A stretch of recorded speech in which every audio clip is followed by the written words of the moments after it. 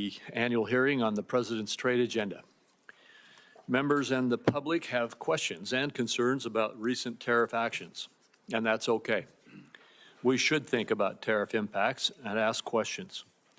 Thoughtful and respectful debate on these issues is good and is why we call hearings like this one with the U.S. Trade Representative. And again, welcome. We need to think strategically about tariff policy, including how to minimize unnecessary costs on American families. I also recognize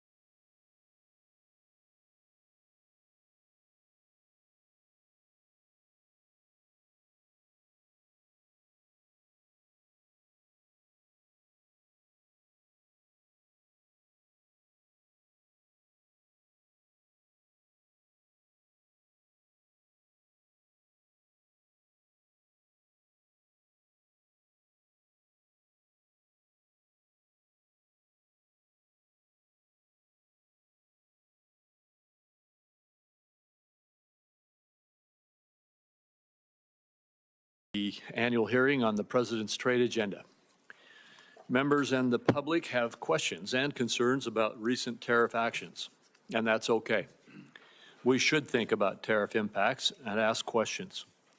Thoughtful and respectful debate on these issues is good and is why we call hearings like this one with the U.S. Trade Representative. And again, welcome. We need to think strategically about tariff policy, including how to minimize unnecessary costs on American families. I also recognize that although it is easy to see the costs arising from tariffs, it's also far more difficult to assess the cost of denied market access opportunities. Tariffs can advance American interests in market access. In the first Trump administration, we saw tariffs used to stop France from imposing discriminatory digital service taxes. Tariffs also forced China to discuss the systemic challenges between our two nations. Frankly, every enforcement action, whether it's a WTO dispute, a Section 301 investigation, or a preference program review, ultimately relies on the threat of tariffs to secure objectives. Accordingly, it's important to contextualize the tariffs in the design of the larger policy. The real headline then becomes the fundamental shift in trade policy since President Trump's inauguration, where the United States now actually plans to do trade again. My colleagues and I in Congress want to pursue a real trade policy. That was put on hold during the Biden years. We now have a president who will partner with us in that effort, and together we will enforce our rights, we will negotiate again, and we will expand opportunities for Americans. This administration is not deliberating endlessly over whether trade can be a force for good, like the past administration, which refused to even engage in bipartisan or bilateral market access trade negotiations. Trade today is the centerpiece of our international economic engagement, and we have plenty of substantive trade ideas to discuss. Businesses want certainty from good policies that will continue so that they can invest confidently in prospects that create jobs and wealth. That is one of the primary reasons that I'm working hard to make the Trump tax cuts permanent, to provide businesses with the certainty they need to make long-term investments to drive growth and increase prosperity across all segments of the economy. Contrast this kind of certainty and forward thinking on trade with that of the last 4 years, where the only certainty was that you were going to lose ground because your government fundamentally rejected free markets, free enterprise, and free trade. The last administration turned to industrial policy because it was certain that the free market failed in delivering what government planners believed was necessary for climate and social agendas.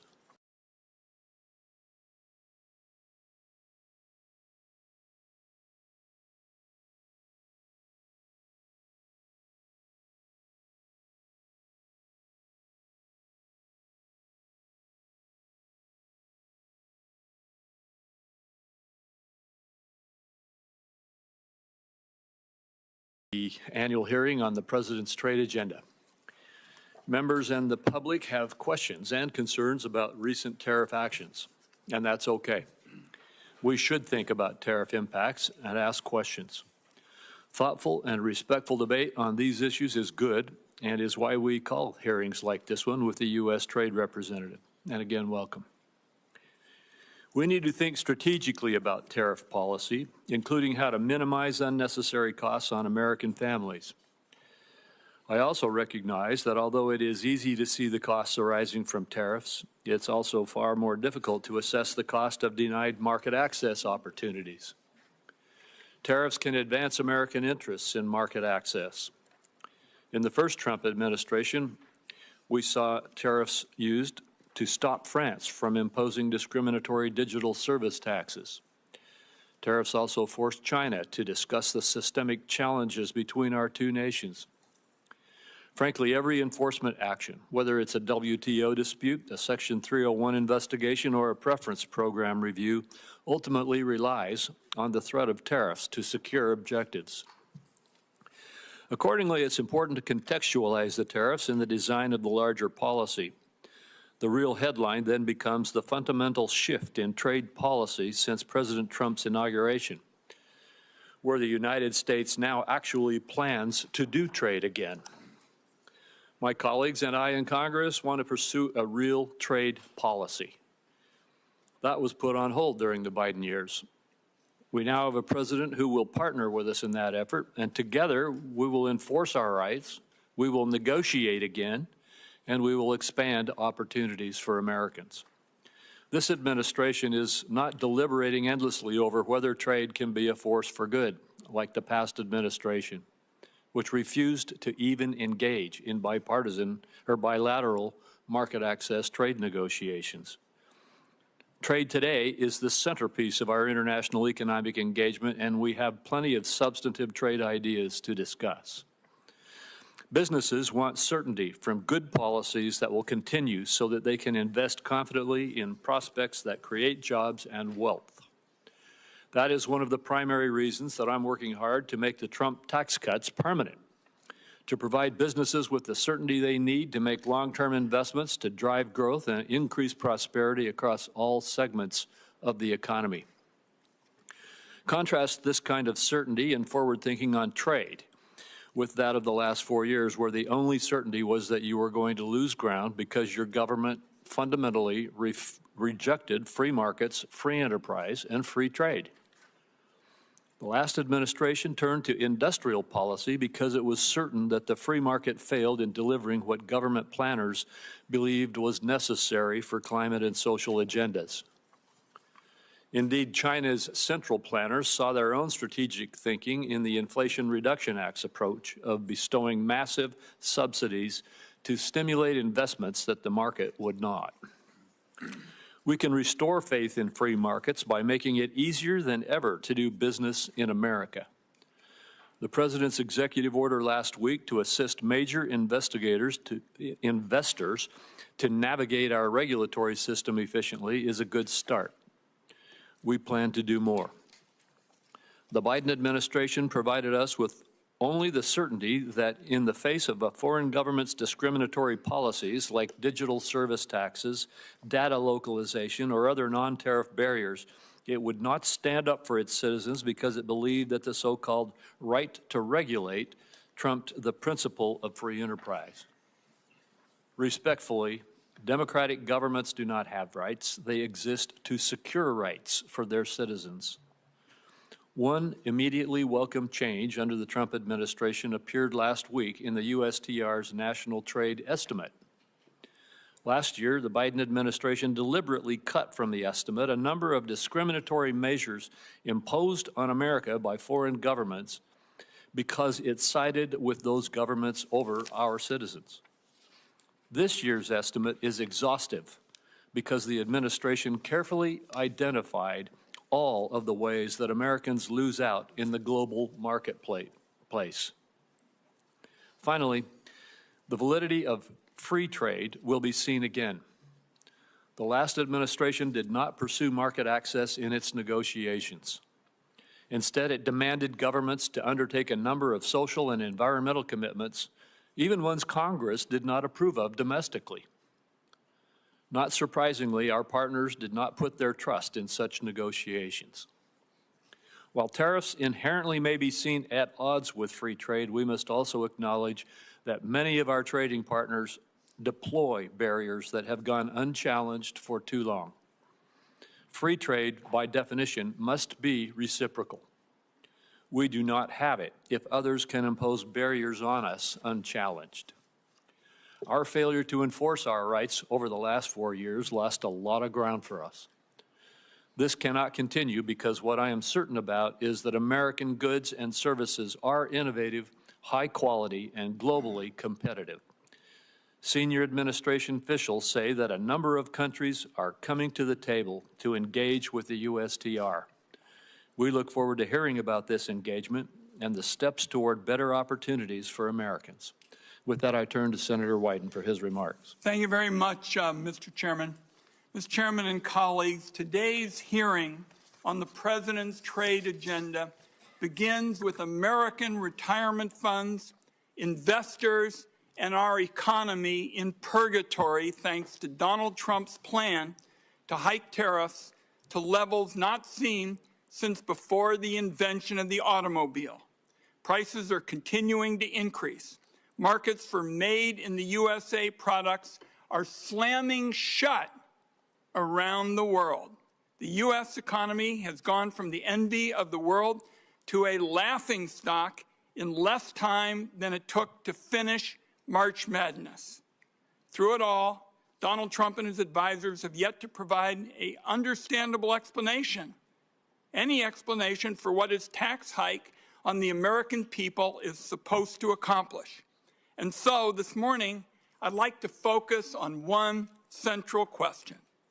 What is the plan? In the last week, the White House has been all over the map when it comes to this question.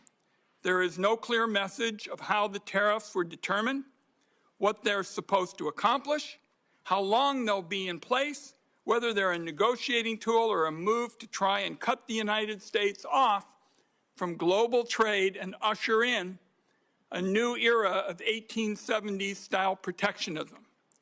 In the days since Donald Trump announced his tariffs, the president and his advisors have repeatedly changed their stories on all of these questions. Last Thursday, Donald Trump said, quote, "The tariffs give us great power to negotiate," just after Secretary Lutnick and a top economic advisor told reporters the tariffs were not up for negotiation.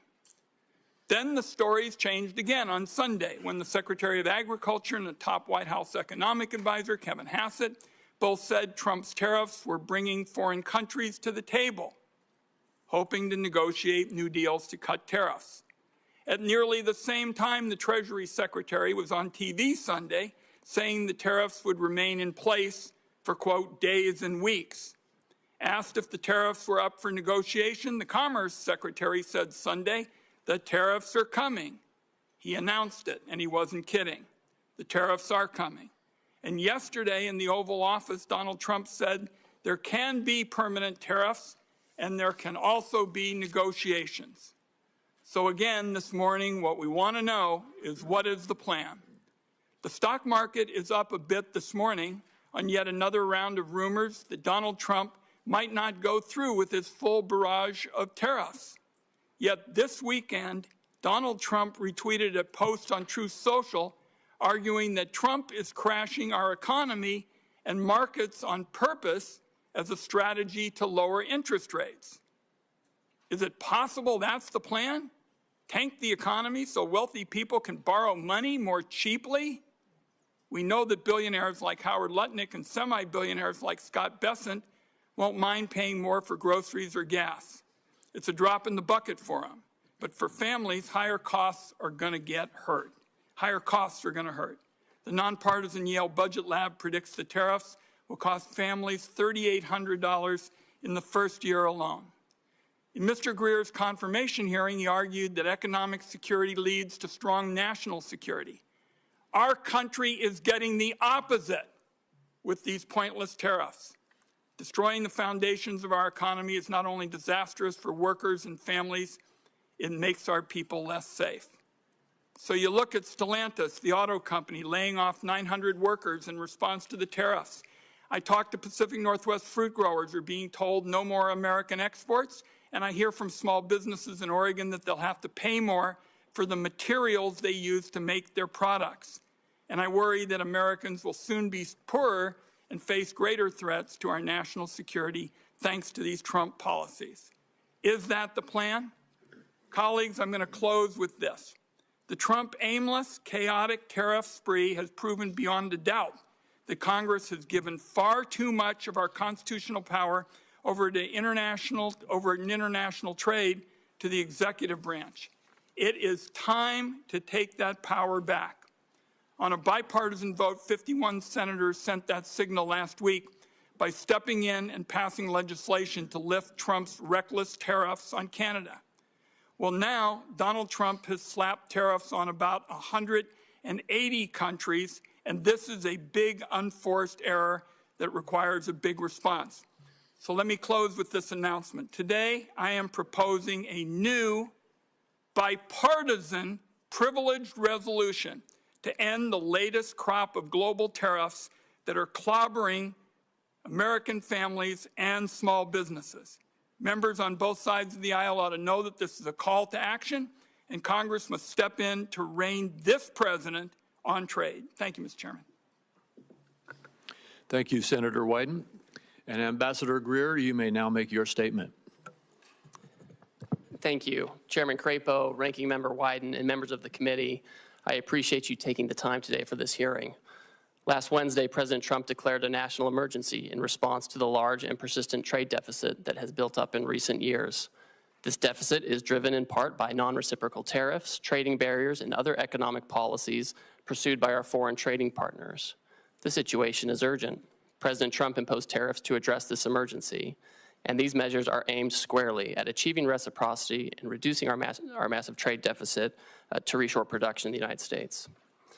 This national emergency declaration and tariff action is the most significant change in U.S. trade policy since we allowed China to join the World Trade Organization. The American working class, in particular, has suffered concentrated losses from the so-called China shock and other adverse effects of past trade policy and the conditions that give rise to this massive trade deficit. You've heard some of these numbers before. The United States has lost 5 million manufacturing jobs and 90,000 factories since 1994. President Biden left with a $1.2 trillion trade deficit in goods, the largest of any country in the history of the world. The United States' share of world manufacturing output declined from 2001 to last year. In the fourth quarter of 2024, U.S. manufacturing as a share of gross domestic product was the lowest it had been in 20 years. During COVID, we were unable to procure semiconductors to build our cars or materials for pharmaceuticals and personal protective equipment.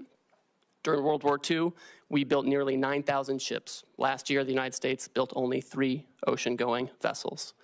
Our agricultural trade balance, which historically resulted in trade surpluses for our farmers, was in deficit the last 2 years of the Biden administration and likely will take some time to recover. These are all serious indicators of an economic and national security emergency, and we can't ignore it.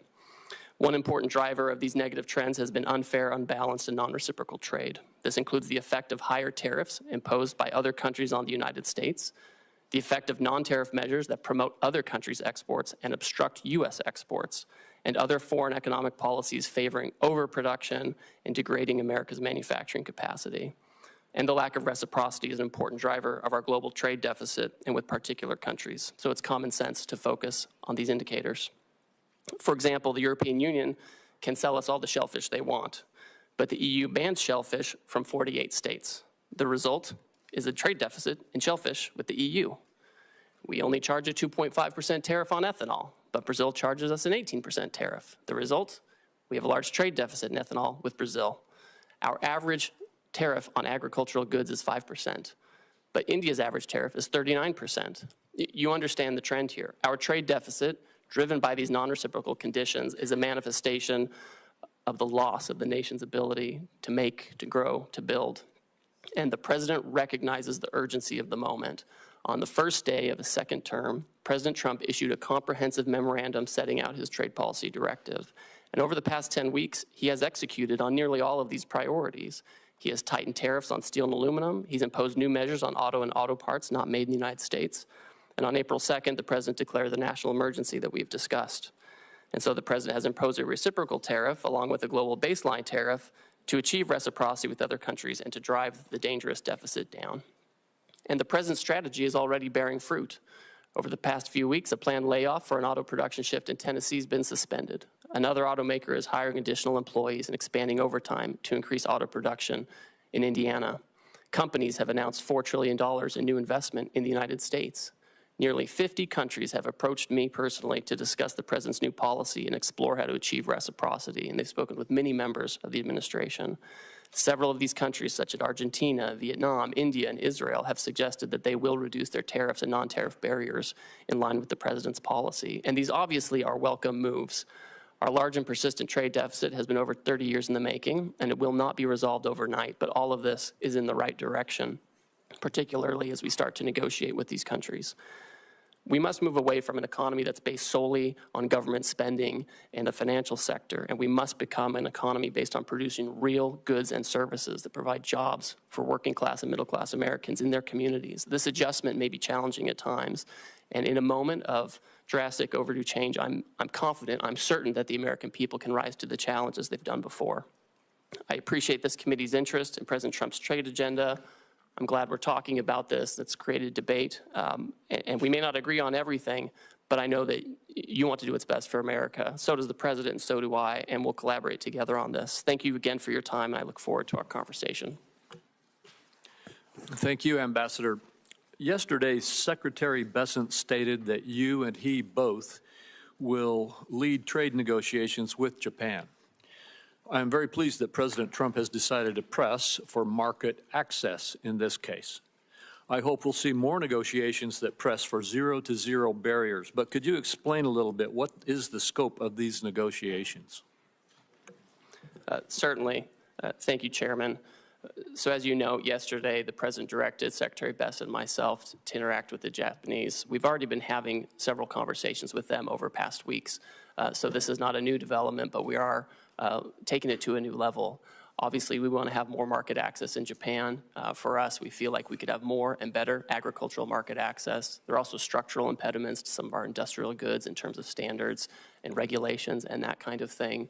I also think that there are things we can do with our trading partners, things that aren't always purely in the trade sector with respect to economic security, whether it's export controls alignment or investment screening alignment or energy, making sure that our partners are tied up with us with respect to liquefied natural gas and other resources, as opposed to being dependent on other countries that may not be as friendly. And so I think all of these factors will go into these discussions with Japan in the coming weeks.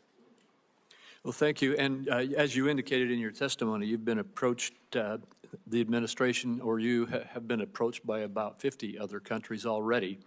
I assume that the objective in these approaches, and I assume that there will be discussions and negotiations with them, but first, could you verify that? Is the objective here to engage in market access negotiations with these countries? Chairman, as these countries approach us, the idea is that we've had years and years of non-reciprocal access, and it's contributed to these trade deficits.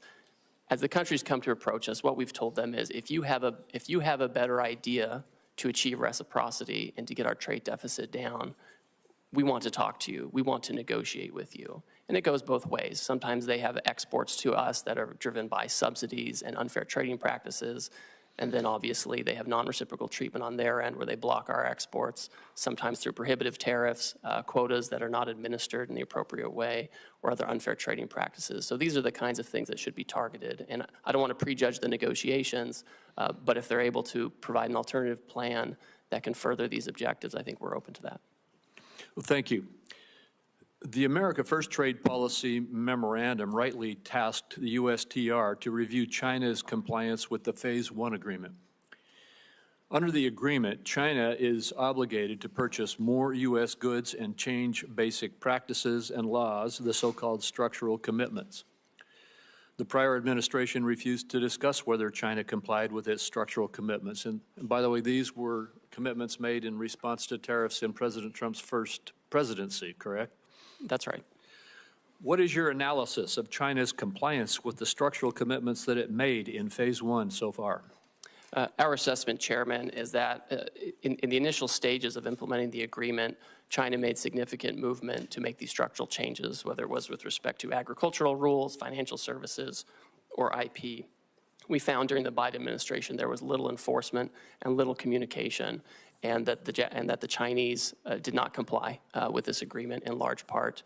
I've had a call with my counterpart. I've communicated to him our feeling on this, that they have not complied with the agreement. And I think we're disappointed by this. It's not surprising, but we are certainly disappointed by that. And now you're engaged to, again, see if we can get compliance. We will see, right? The Chinese obviously have agency in this. It's not just a matter of U.S. policy. We, of course, welcome and we hope that foreign countries will change their practices to make sure that they're fair, and we look forward to continuing to monitor that situation. Thank you. The administration has announced it's negotiating an agreement also with India, and it appears already to be yielding results, such as India dropping its digital services tax. Although India has high tariffs, its non-tariff barriers are just as significant, if not more so. Will you try to include commitments on matters such as intellectual property, technical barriers to trade, and science-based agricultural rules to take on those barriers? Yes, and I have a standing call with my Indian counterpart to address these very issues. All right, thank you. Senator Wyden.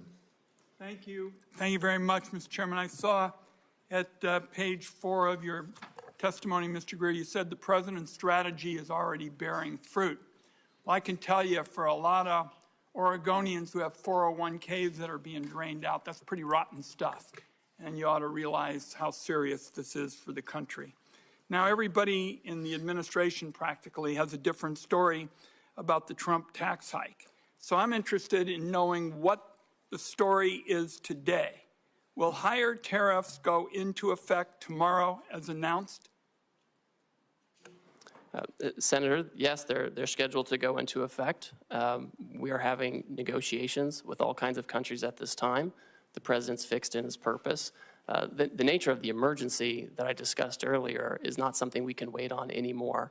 So we will have the president's plan go into effect, and we're coupling that with immediate negotiations with our partners as they seek to. So it's not a question of something being scheduled. You're committing this morning that they're going to go into effect. This is what the president has said, Senator. For how many yes. countries? I understand it's over 50. That are negotiating with Yeah. us. We have about 50 that have come to speak with us, and I'm constantly talking to my counterparts. I have staff right now at USTR meeting with others, and we will have the tariffs in place, and if the other countries can come to an agreement on reciprocal trade, then that's something that the president can consider. I don't want to prejudge the negotiations or the president's decision, but that's what we're doing. Now, you've said you've been negotiating deals. Foreign countries have already retaliated against our farmers and ranchers and small businesses. How can you commit that negotiations are not just going to stop bleeding, but are actually going to open up markets that the Trump tariffs have closed off? So, Senator, we've already had many countries, many of our markets, explain that they are not going to retaliate against the United States. And in fact, Vietnam, for example, they've lowered their tariffs already on cherries. They've lowered them on almonds and apples, things that I know are important to the Pacific Northwest. And this is exactly the right direction that we want to go in. I look forward to hearing from you what other kind of market access you want as we enter into these negotiations. What's the status of China? As you know, that's a big market for us in the Pacific Northwest. What's the status of discussions there? I don't see much progress. What I see is it looks like it's going to escalate and escalate some more and hurt our consumers and our small businesses in our part of the world. Well, Senator, unfortunately, China for many years seems to be choosing its own path on market access. Again, they have agency in this. They elected to announce retaliation. Other countries did not. Other countries signaled that they'd like to find a path forward on reciprocity. China has not said that, and we will see where that goes. I think we need to work with our closest friends to make sure that we have trading arrangements that work, and if the Chinese are open, we'll see what. But they haven't signaled that at all, so I don't think that's in the very near term with China. I just am concerned that there's no strategy at all. I'm committed. We understand in the Pacific Northwest what the stakes are. To have a smart, tough strategy. I don't see any strategy at all, and you really haven't said much about what the strategy is this morning. Senator, I appreciate your concern. I want to keep having a conversation with you about this, but I see a distinct difference between those countries who have come to us and they said, we understand your issues, we understand the deficit, we understand your desire for reciprocity, and we want to work with you on this. And the Chinese approach, which has been, we're going to retaliate. We're trying to remedy a situation. We're trying to remedy a situation that's persisted for many years. And it would be wonderful if the Chinese agreed with that and wanted to persist in, work with us on that. But that's not where they are. And the president has recognized this, and he wants to focus on other partners. Let's talk before my time is up about services. The United States is a services powerhouse, from travel and technology to finance and media. Our services industry account for nearly 80% of the U.S. GDP and 8 out of 10 American jobs. Other countries are responding to Trump's global tariffs by retaliating against American services. Can you explain how your tariff actions aren't putting our services exports at risk like so much of your trade policy? Senator and Chairman Crapo mentioned this. We had India already pull down a digital advertising tax that affected some of our most competitive tech companies. We're already in conversations with other countries that if they want to have reciprocal trade with us, that's something that we need to consider as well. And we expect them not to discriminate against our services companies. We have some of the most competitive in the world. I agree with you. And to me, that's part of this calculation. I wrapped up with the services question because it seems to me it's classic Donald Trump.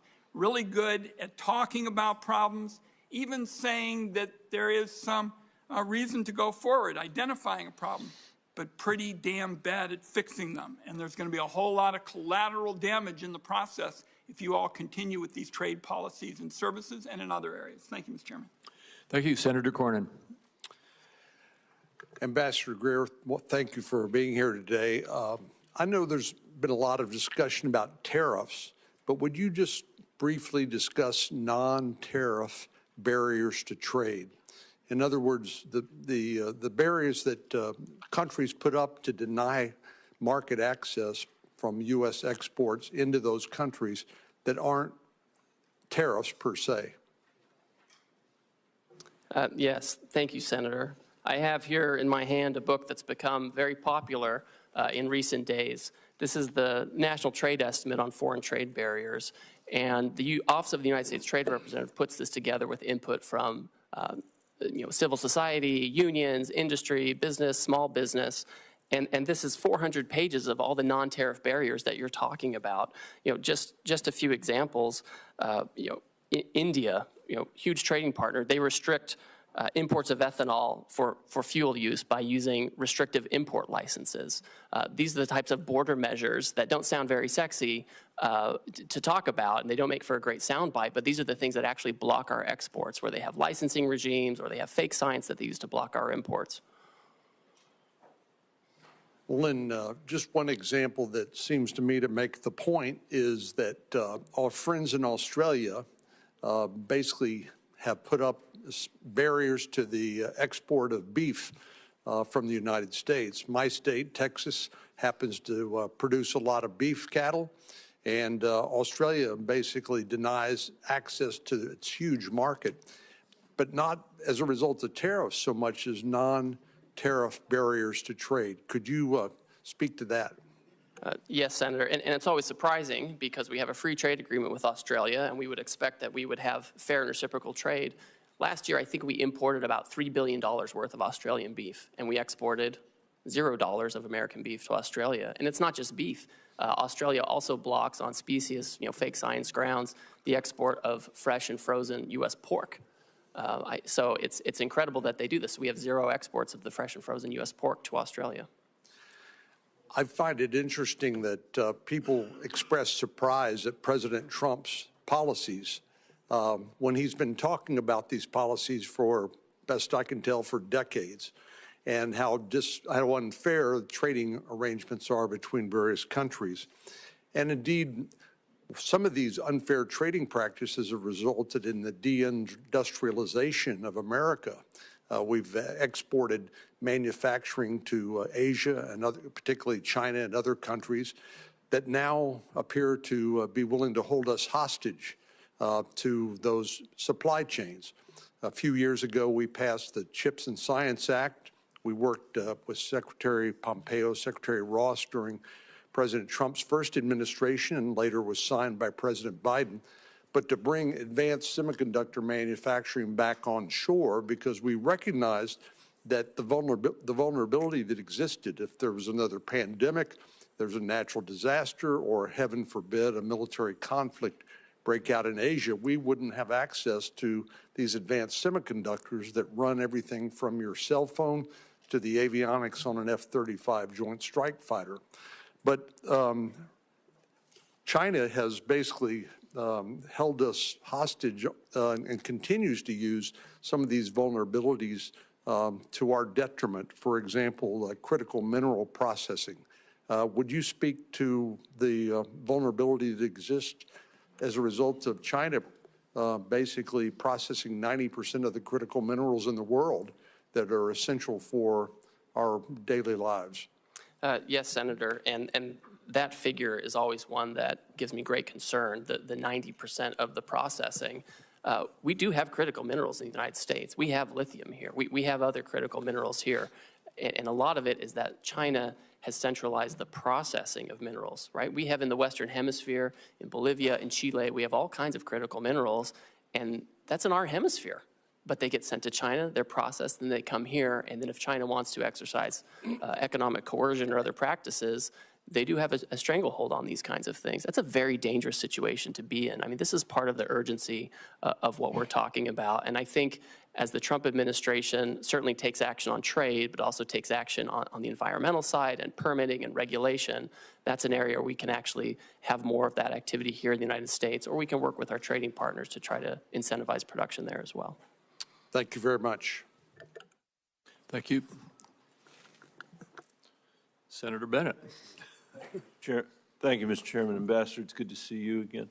Could you talk a little bit about the relationship of the tariffs that you have put on and rising prices for the American people? What is it the American people should expect to be able to suffer as a result in terms of rising prices? I understand your position is that the long-term gain is worth the short-term pain, but what is that short-term pain going to look like? So, Senator, I think we can look at, I think we should look at history and data for this. You know, it's hard to project what's going to happen with prices, but we know in the first Trump term, the president imposed historic tariffs on China on an enormous amount of goods coming from China. And during that time, inflation went down by 0.1%. During the Biden administration, the historic inflation was not on imported goods or related to tariffs that President Biden put in place. It was related to, frankly, services, healthcare, education, et cetera. So I think there's not really a one-to-one on tariffs and price effects, and so many things go into price. I know you think I'm probably like dodging and weaving on this, but I'm looking at data, sir, and the data shows it's not one-to-one. I know you're smart enough to know that the likelihood is that prices are going to go up for the American people as a result of the tariffs that you put in place. Do you disagree with that? Oh, I mean, when you say that the American, in your testimony, that you expect the American people will bear the burden, or that, and I'm sure they will bear any burden on some level. But what do you think that burden is actually going to look like? Well, I think the challenges, frankly, are going to be more for companies that are largely dependent on imports from China and Asia, where they have to adjust their supply chains in a quick set of time. Yeah. And the way the tariffs get allocated between the foreign, the foreign producer and the importer, that's where the majority of adjustment comes. And we have a bunch comes. of those companies in Colorado, and I know that Osprey Packs, for example, they probably don't want me to mention them, but I will. And in Southwest Colorado would be a very good example of that. I mean, they are very dependent on the supply chain from Vietnam, and they probably are really worried today about what's going to happen, which a lot of people are. I mean, I think one of the things about the situation we find ourselves in is the degree to which we've now created huge uncertainty in our economy, and I'm worried that that is going to result in a lack of investment, capital investment. You mentioned some new investments that have been made in our economy, but I think that anybody who knows anything about the economy knows that uncertainty results in people freezing up, a paralysis, a lack of investment, which is going to make it hard for our economy and may actually provoke a recession. Could you comment on your concerns about that and how you're thinking about that? And I have one more question before I'm out of time. So Senator, the best way to have certainty is to build in the United States, right? That's the best way to have certainty. But that's going to take a long, long time. And what's going to happen in the meantime, do you think? So, Senator, we have, I would say, dilly-dallied for years on this issue. We've done these, broad studies, which are interesting and helpful that we saw come out of the Biden administration. Right. But we have to act. I can't sit for 3 years and try to fine-tune something. I hear you say that. But you could have made a different choice, which was to strategically target a geography, to strategically target Beijing, strategically target certain industries where, all industries in America weren't affected at the same time. You didn't make that choice. I mean, you're in the midst of having trade negotiations with 90 different countries at the same time by your own testimony, all of whom can make their assessment, I assume, these are sophisticated people, about where the pressure points are on you, where the pressure points are going to come for us to not necessarily get the best deal because we're spread all over the globe negotiating every one of these agreements at the same time, rather than a more strategic approach, which would have had the benefit of giving us, I think, a much greater degree of certainty about where we were headed. Obviously, you made a different choice, and I'm just curious about how you think about your responsibility, how you think about that. So I would note, and I think it's thoughtful to think about things in this way. If you look at the results of the reciprocal tariff, the Western Hemisphere generally is at the lowest tariff rate. If you look at where we have our largest problems with non-reciprocity and deficit countries, it's mostly in Asia. And so you do actually see pretty strategic outcome with respect to promoting production in the Western Hemisphere as opposed to where we have all this overproduction in Asia that's given rise to our current problems on trade. I would just say in closing, Mr. Chairman, that's true. What the ambassador said is true, but it still doesn't, I still cannot fathom why we are treating Canada and Mexico, our largest trading partners, basically the same way we're treating Beijing. It doesn't make any sense to me. It makes no sense that we would do it all at the same time like that. And we're going to have to stay on it, which is why some of us have introduced legislation to make sure that Congress begins to take its appropriate role again in making these very important trade decisions. Thank you for your testimony. Thank you. Senator Lankford. Mr. Chairman, thank you. Thank you for the work that you're doing. You've got a lot on your plate, and appreciate the focus right now on this. Let me come from a perspective of a lot of Oklahoma farmers and ranchers and manufacturing folks and retail folks, and quite frankly, folks that sell to retailers that are in Oklahoma. They've got several questions that they've actually sent to me pretty quickly, so I want to be able to bounce a few of those. The goal of this is to do more trade internationally, that the United States would be able to manufacture here or produce here and sell more internationally, and that we would have that opportunity to have increased market access. Is that correct? So, Senator, I think that's accurate, because when we're trying to get down a deficit and have more production here, necessarily part of it is making sure we're not getting too many imports that are driven by unfair trade practices, but also promoting our exports overseas. So then right now there's a lot of negotiations going on. There was a lot of questions for several days whether we're negotiating or not negotiating. I'm hearing from you pretty clearly today. We are open to negotiate. We're trying to be able to establish better trade agreements to be able to move forward. Do you have any timeline on certain countries or places that you have set internally to say we hope to have negotiations complete by this point? Obviously, negotiations can extend out as long as they have to, but is there a timeline you're dealing with? So the president has indicated that he's willing to negotiate with parties that want to pursue reciprocal trade with the United States. We don't have any particular timeline set on that because, as you pointed out, Senator, the outcome is more important than setting something artificially for us. What I can say is I'm moving as quickly as possible, and a lot of these countries are moving very quickly, and we're working on the weekends, we're working at night as folks want to engage on this. Now, I will say, I know you want to ask something, the trade deficit has been decades in the making, and it's not going to be solved overnight. Right. Yeah, everyone understands that well, and everyone that I talk to is grateful that we're actually attacking the trade deficit issue and try to be able to bring down barriers to trade. They also want to get a timeline. Let me give you, for instance, I've got an Oklahoma company that several years ago spent millions of dollars to be able to move out of China. They moved into Vietnam for production because literally what they're producing, the parts were not created in America. So they were looking for other places to go. They spent all the money, spent all the time, shifted out of China, got to Vietnam, and established there. Now they're saying, we've got giant costs in Vietnam at this point. So they're going to have to renegotiate with every single retailer that they sell to, which is going to take a lot of time to be able to do it. What they're trying to be able to figure out is, do we hold on those negotiations and try to renegotiate with Walmart and Target and Costco and everybody else they're going to have to renegotiate with? Or do they press on with those negotiations now? If things are going to get resolved soon, they can pause. If they're not going to get resolved, they're going to have to renegotiate every contract again to try to figure out which way to go. So the time piece does matter to them.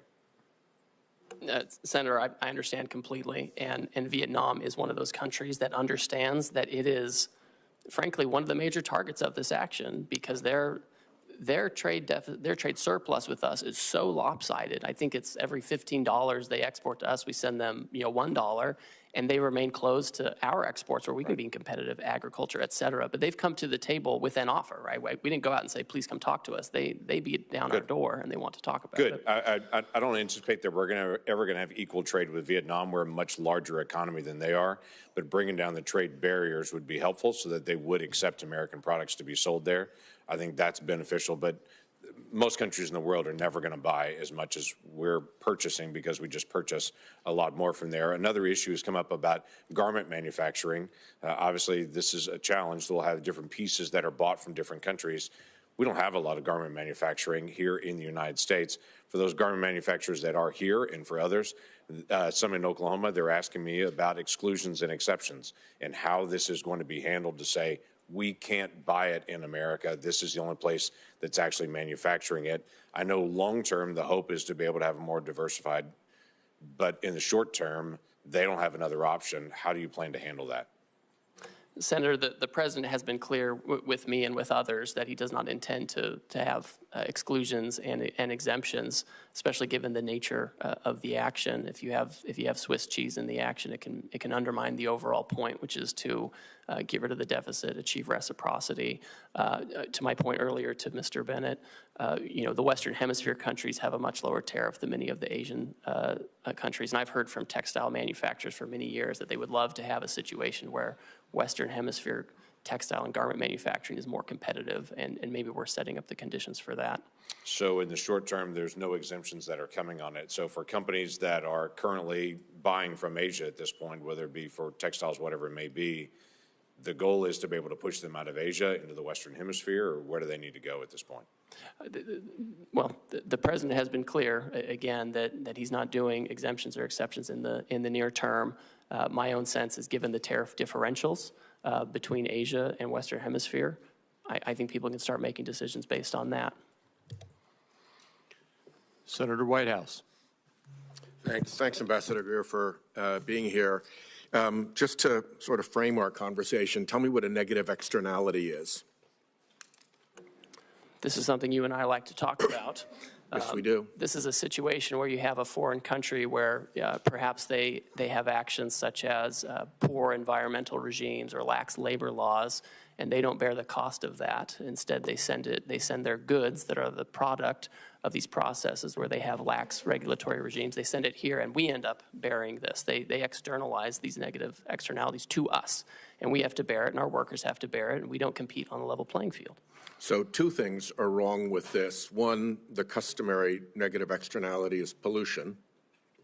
And to the extent, for instance, on an issue I've done a lot of work on in bipartisan fashion, plastic in our oceans.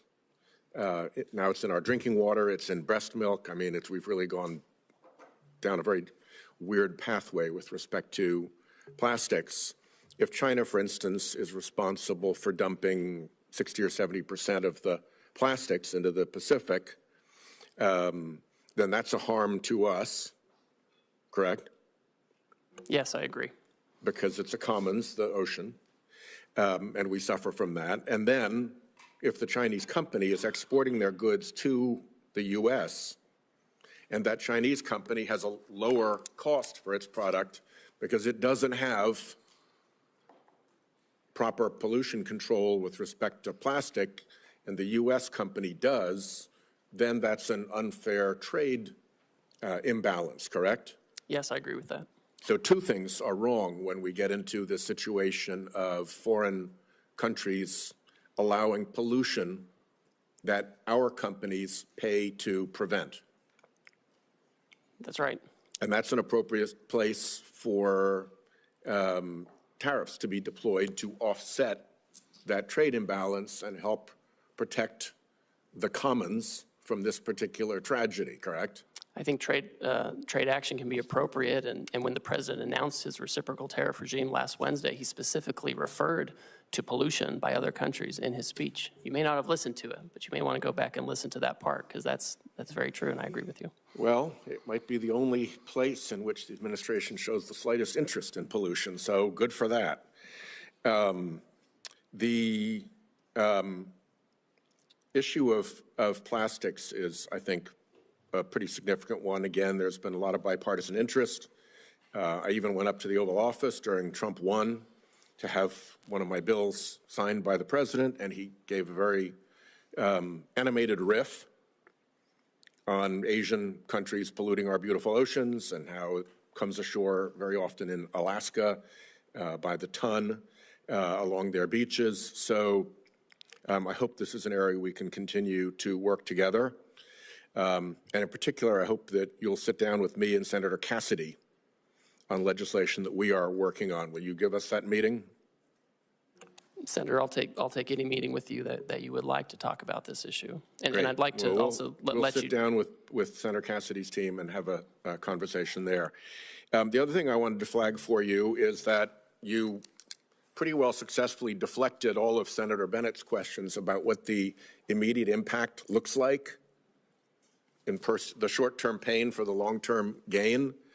I just want to flag for you one issue that is very important to me. Rhode Island is a small business state, right? We don't have a whole lot of big mega corporations there who can balance things and move things around. Canada is our largest trading partner.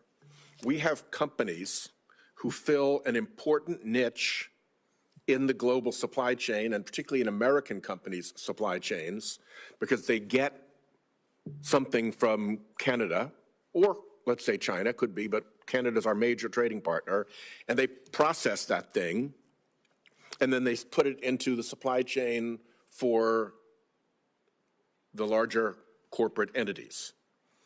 That's their business. That's all they've got. So if we're not looking out for these small businesses that are actually going to have to lock their doors and close the shutters and fire their employees and go out of business, I think you've missed a huge hole in the problem that these tariffs have created. If all you're listening to is the big mega corporations who can move things around the world and have the resources to dodge these effects, you're not getting the straight story. I think in every one of our states, there are going to be small businesses that occupy a niche in which trade is an important factor and that are going to go bust because of these tariffs. And I urge you to look out for those businesses because I don't think they're getting their voices heard at all. So, Senator, I've talked to you about this. I've talked to Senator Hassan about this and others.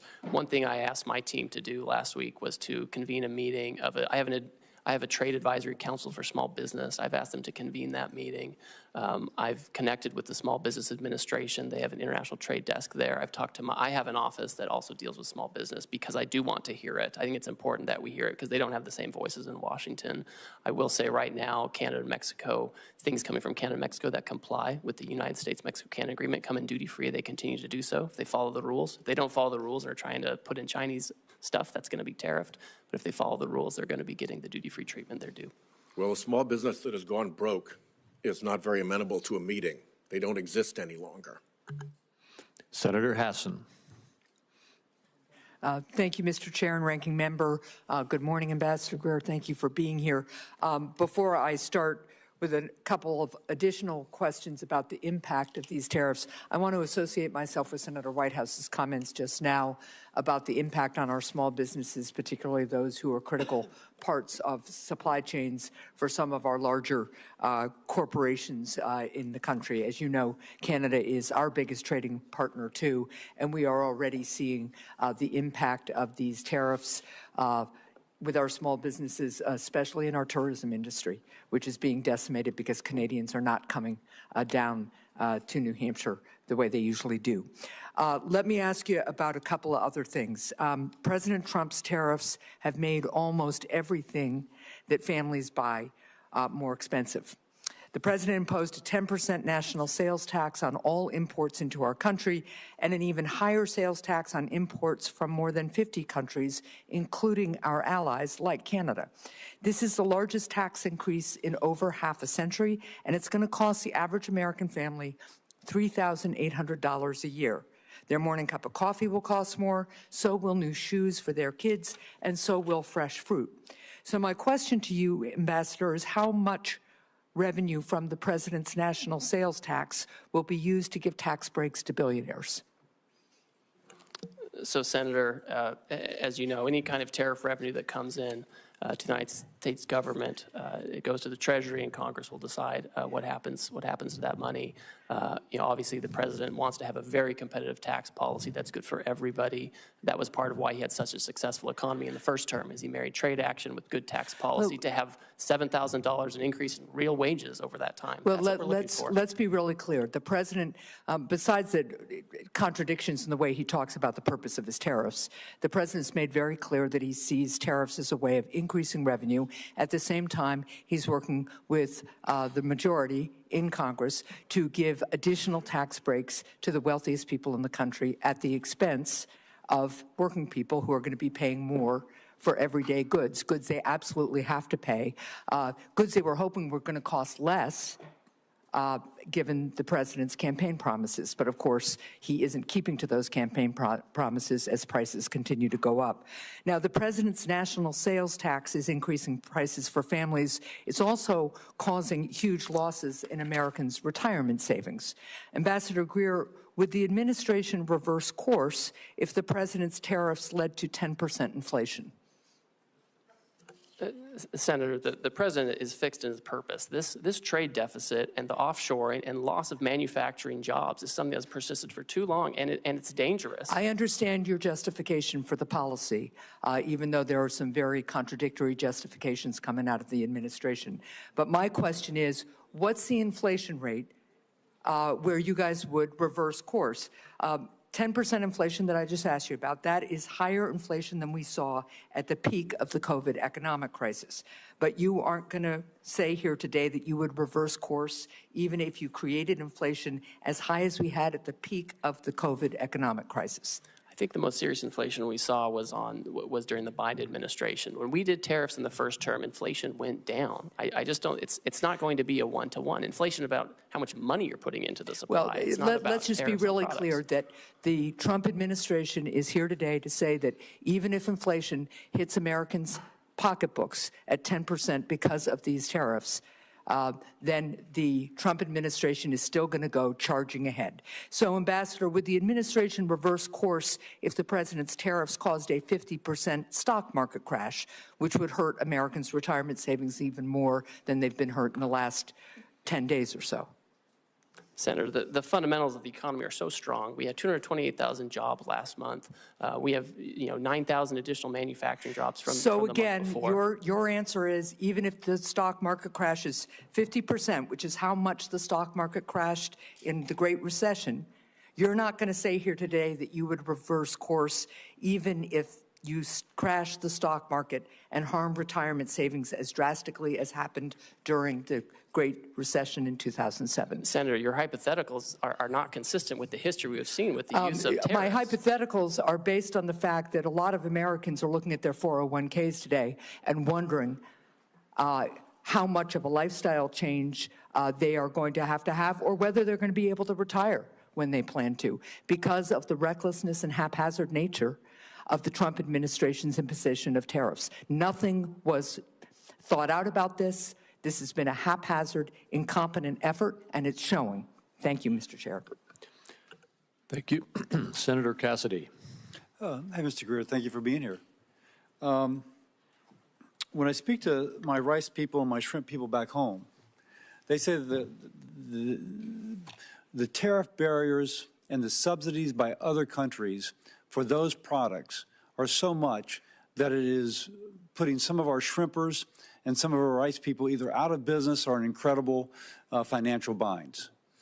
And so the fact that the president is attempting to address these as well as the non-tariff trade barriers is incredibly important. Let me first say that. But I also hear from my producers that the mean tariff being selected to apply to a country may not account that for rice, for example, the tariff is much higher for that particular product, and that it is not adequate to address that which is taking place. Any thoughts on that, and how can we have something more particular for products which are really over tariffed? Yes, thank you. And I appreciate that concern, and the tariff rate applied to many of these countries, again, was a countrywide rate. It wasn't product specific. My sense is if countries come to us and they expect to have some kind of a different plan, they will need to change these things, right? And they will have specific products, specific barriers that they would have to address, right? Or else, the president, again, he's fixed his purpose. He wants to see production back here. He wants to see our agriculture producers doing well. And these countries just have to have reciprocal trade with us. And that means taking care of the types of barriers and tariff rates you're talking about.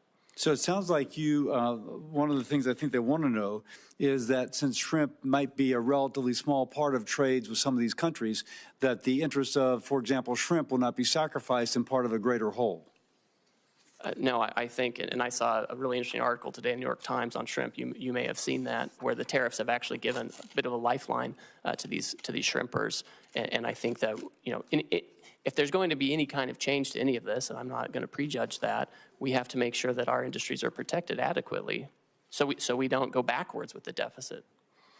Let me ask, in the President's America First trading policy, there's several sections relating to free trade agreements and how they will be evaluated. Senator Bennett and I are working on an America's Act, which would be a hemispheric trade policy, which would have several purposes. One, to strengthen those ties. Secondly, to keep the Chinese from making the incursions that they are absolutely making throughout the hemisphere. Some are calling the Caribbean a Chinese lake. And so this would allow us to push back upon that. Can you share anything regarding the analyses of the free trade agreements we have within our hemisphere, and then specifically on countries like Argentina who would like an FTA with our country? Certainly. I would say that we are first and foremost focused on addressing this emergency and the reciprocal tariff action and implementing it appropriately. With respect to relations in the hemisphere, any kind of trade arrangements with these trading partners, I think, need to be coupled with strong rules about third countries. What I don't want is a situation where these countries are using, their export platforms to incorporate content and goods from, China or other Asian countries, where we have a real issue with our deficit and offshoring of manufacturing. I would expect any kind of changes to these arrangements to be accompanied by changes in rules of origin to ensure that the United States and U.S. workers are really benefiting from these agreements. So nothing from an FTA in general, but the specific of where it's being used to circumvent the intent of the FTA is the concern of the administration. Yes, that's certainly a huge concern. And again, the president wants to see factories back here. The most certain way to not have a tariff is to build your factory in the United States. If people want to use other countries and insist on that, then we want to make sure that they're not using that to arbitrage for higher tariff jurisdictions to use them as an unfair export platform. Let me ask you this. Louisiana has some of the largest ports in the nation by tonnage. And all the commodities going from the Midwest flow through my state going out to the world. Earlier, USTR proposed imposing like $1 million for every vessel built in China. And I'm told that if the Koreans have a fleet of 50 and 5 of the ships are built in China, then the $1 million would apply to all 50, not just to the ships that are built in China. Now, that would clearly impact a ship coming to the United States to offload. If you will, impact my ports and the ability of our goods throughout the nation to move through the Mississippi. Is USTR going to hang by that or considering modifying that? Can you kind of give us any idea about that? So to address the lack of shipbuilding in the United States, USTR's proposed actions are just those. They're proposed actions. They're a series of potential remedies that could be used to incentivize shipbuilding in the U.S. They're not all going to be implemented. They're not all going to be stacked. We've asked for a lot of input, and we've had hearing on that. We've collected comments. We've reviewed it. I've met personally with certain stakeholders during that time period, and I think the president will look very carefully to make sure that we have the right amount of time and the right incentives to create shipbuilding here without impacting our commodity exports. Okay, thank you. I yield. Senator Cortez Masto. Thank you, Mr. Chairman. Ambassador, as USTR's Chief of Staff in the first Trump administration, you oversaw the negotiation of the U.S.-Mexico-Canada agreement, the USMCA, and the renegotiation of the Korea-U.S. Free Trade Agreement, the KORUS. President Trump signed both of these agreements. He called the USMCA a colossal victory. and chorus, a historic milestone. And yet, with President Trump's new blanket tariffs, he is ripping up these agreements with our allies that we negotiated with. Why would any country want to do business with us, much less negotiate a trade deal, if we don't even honor our ongoing agreements? So, Senator, we are the consumer of last resort. These countries have to sell here. They have, many of them, especially in Asia, have built their entire economies around exporting to us. They're very dependent on it, and that's part of why we have this huge trade deficit. With USMCA, those parties continue to enjoy duty-free treatment for many of the products that continue to comply with the rules that were set out 5 years ago. There's a big concern, Senator, that we did not have adequate other protections to stop the flow, particularly of like autos into the United States. But there was a process for you to renegotiate that agreement this year. We talked about that in my office. Isn't that correct? That's correct. And it wasn't to do these blanket tariffs, correct? What we have to address is an emergency, Senator. That's true. And you should be honest. At least as you sit here, as you were in my office, be intellectually honest. Now, let me just ask this, because this is also true. And I so appreciate my Senator Langford asking this. Time matters.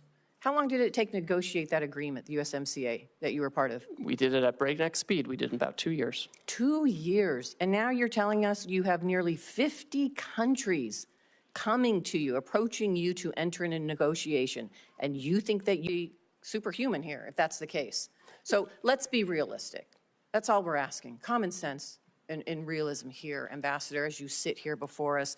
And let me talk about something else that is really important for my state, and I think this entire country, because this administration is forgetting that we have $1 billion economy when it comes to tourism into the United States.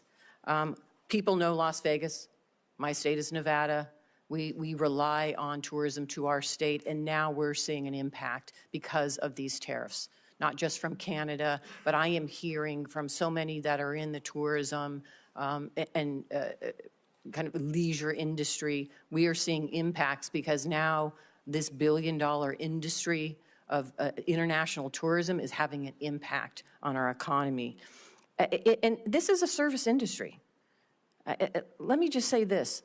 I'm kind of offended by your testimony today that says we must accept self-inflicted economic pain, and I quote you by saying, to become an economy based on producing real goods and services. What does that mean? What does that mean to my service industry and every service industry across this country that relies on tourism and travel?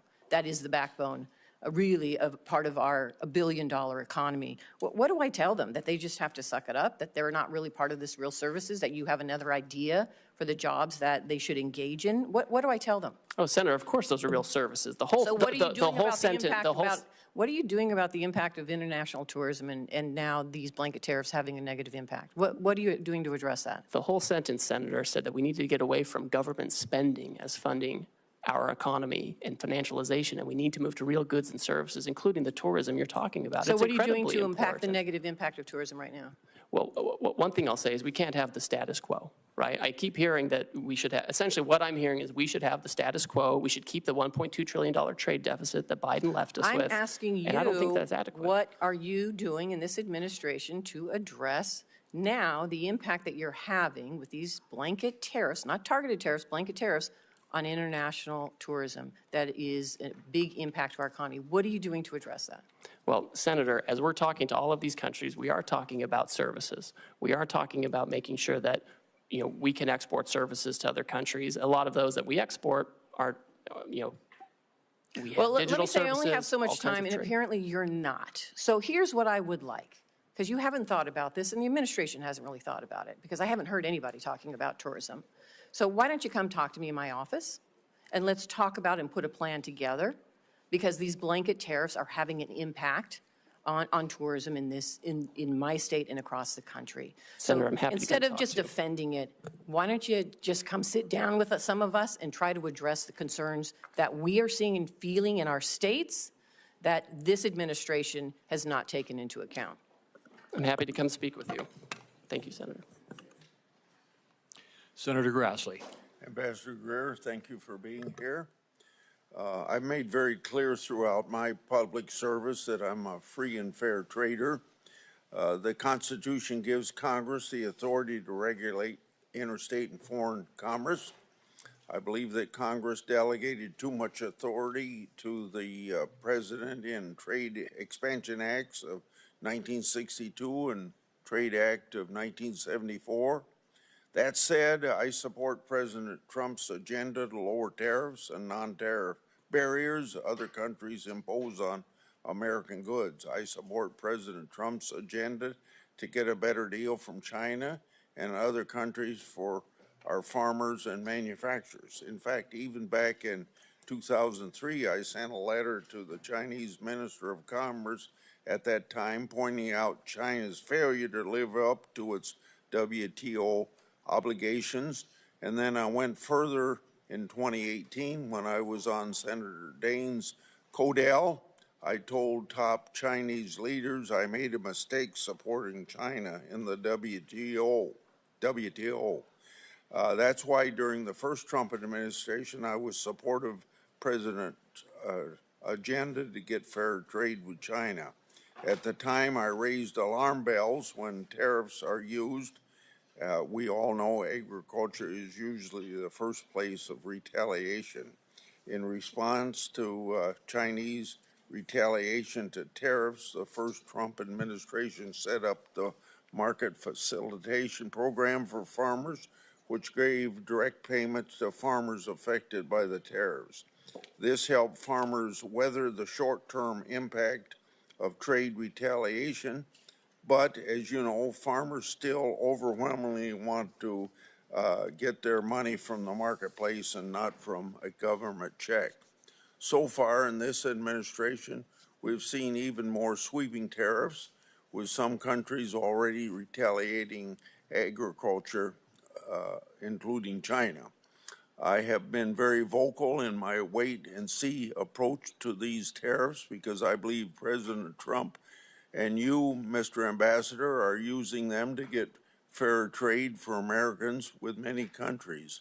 If that's not the case, level with me. So to help farmers in the meantime, instead of relying on payments from the government, I'm going to give a suggestion that you don't have much to do with, but the administration could move very quickly to increase RVOs on the renewable fuel standards so that farmers get more robust domestic markets for their crops. And one place to start would be where the Biden administration came up short with RVOs, only 3 1/10 billion over a 3-year period of time on biodiesel, to make that 5.3 as far as you can see into the future. That would very dramatically increase soybean prices. So my question to you is, in the medium to the long term, do you plan to turn these tariffs into trade deals to reduce tariffs and non-tariff barriers? I support that. On the other hand, if the purpose is to stall on negotiations in order to keep tariffs high for the sole purpose of feeding the U.S. Treasury, I oppose that. So is this administration for trade reciprocity or for Treasury replenishment? Senator, thank you, and thank you for your years of service on the trade space, and you're one of the deans in this area. It's important to understand the sense of the emergency that we're facing and urgency with the need to reshore and do manufacturing here. It's incredibly important to the president. Yesterday, he stated very clearly that he is happy to engage in negotiations immediately with countries that believe that they can help us reduce our deficit and get rid of the non-tariff barriers and the tariffs that affect that. I think the answer, Senator, is it's going to be country by country. There are going to be some countries where they're not able to address their non-tariff barriers or their tariffs or the deficit fully, and there will be others who I think will be able to do that, and where the president will have the option of making a deal with them. So we're certainly seeking reciprocity. Now, if we have the tariff on a country, there's obviously going to be a revenue effect, but we need to reshore manufacturing, we need to get rid of our agricultural deficit, and we need to make sure that if countries are going to trade with us, it has to be on a reciprocal basis. Senator Cantwell. Thank you, Mr. Chairman. Ambassador Greer, good to see you. You and I have had many conversations about trade. I think my question this morning, though, starts with the consultation that Congress deserves on trade issues from the trade ambassador. And what did the Trump administration do to prepare us, to communicate with us, to tell us about findings as it relates to these emergency orders by the president? Thank you, Senator. As you know, I find consultation requirements very important, and not just as a requirement, just a matter of good practice. Our staff, the USTR staff, in the past 2 months that we've been in office, have had over 200 formal engagements with staff on the Hill, obviously here in the Senate, also in the House. The day of the reciprocal trade announcement, we had our staff also up here briefing your staff. And we also had the president issue very publicly his America First trade policy memorandum, which specifically said that he was going to look into the trade deficit and the possibilities of tariffs. So we've wreaked havoc on the economy by having one of the largest drops of the market. We have people's 401 in panic. We have retail organizations like the Retail Industry, National Retail Federation, American Apparel Industry, Outdoor Association, Consumer Technology, Computer Communications Industry, Main Street Alliance, Small Business Majority, all anxious, asking us to do something, and you're saying, well, some people passed some notes to staff. What the requirement is, and this is where I believe the president has misconstructed and actually exploited this authority, is not communicated to us, nor these interest groups that are now panicked over the effect of tariffs. So I would say that the skill set of a USTR office or even a Treasury Secretary could have opened these conversations with these countries without the tariffs and saved a lot of people a lot of pain and anguish. I worry that this trust issue, because I have a different worldview, that we should be building alliances as a way to counter China, that the alliance building process now will become harder. And people are going to wonder, well, is the United States going to pull another fast one again and just wreak havoc, when in reality, countering China with a tech NATO or something like that is a more powerful tool. Do you have a comment about that? I do, and I think we do need to be thoughtful about this. I think what we can't do is wait. We have had many times in past decades when we have had real robust trade disputes with our partners. Japan in the 80s and early 90s over cars, semiconductors, and they ended reshoring a lot of those factories here. And it didn't make us less of a security partner to Japan. I think we can have these conversations like friends do. And that's what the president said yesterday. He said, listen, China's trying to retaliate. They're taking a different path. But for others who want to have meetings, I want to reclaim my time negotiate. for a second because I only have 5 minutes and you have lots of time to answer lots of questions for members. But you can see all my colleagues, we are thoughtful people with specific issues about our constituencies. I just met with raspberry growers. They're concerned. They want to know if they're going to get some seat on a council so they can have their issues heard. I'm for trade. I represent trade. I represent a trade economy. I represent the success of what innovation and trade get you. But you're coming here this morning with this not only tanking of the market and 401s, now you're coming here telling me that tariff is the tool. And I'm telling you innovation is the tool. You're telling us in your testimony you want a tariff on semiconductors. I'm saying that the last administration and this organization here passed the CHIPS and Science Act so we could reshore semiconductors here in the United States. So you're not going to win the innovation economy by tariffing semiconductors and reshoring that. I don't know what you think. I'm not trying to get the semiconductor. I want to lead on next generation semiconductor manufacturing because I'm pretty sure I'm sitting next to the Intel ranking member here who's going to tell me if we don't lead on semiconductor manufacturing and semiconductor next generation technology, then we're not going to be leading in defense or in AI or in anything. So I want to innovate my way to that future, and I want to use the alliance power of different countries to force China and other people to follow us. instead of this berating of the American consumer who has to pay the price for this policy. Thank you, Senator, Mr. Chairman. TSMC has announced a new announcement where they're going to have more investment here in the United States so they can make those things here and have that innovation. Thank you, the people who voted for the CHIPS and Science Act in the past administration. Thank you for that. We are going to lead on innovation despite this administration. Senator Warner. Well, Ambassador Greer, it's good to see you. And let me, first of all, completely agree with Senator Cantwell. I mean, I just don't get it. You know, the fact on semiconductors, why you gave a small exemption, you didn't exempt GPUs, you didn't exempt lithography equipment, you put a huge hit on Taiwan, where we need collaboration with the TSMC. I'm baffled. I mean, you're gonna hear from me what I'm sure you're hearing from most of us, incredulous about, I think, probably the worst economic policies that I've seen in my lifetime. You know, and the data reflects that.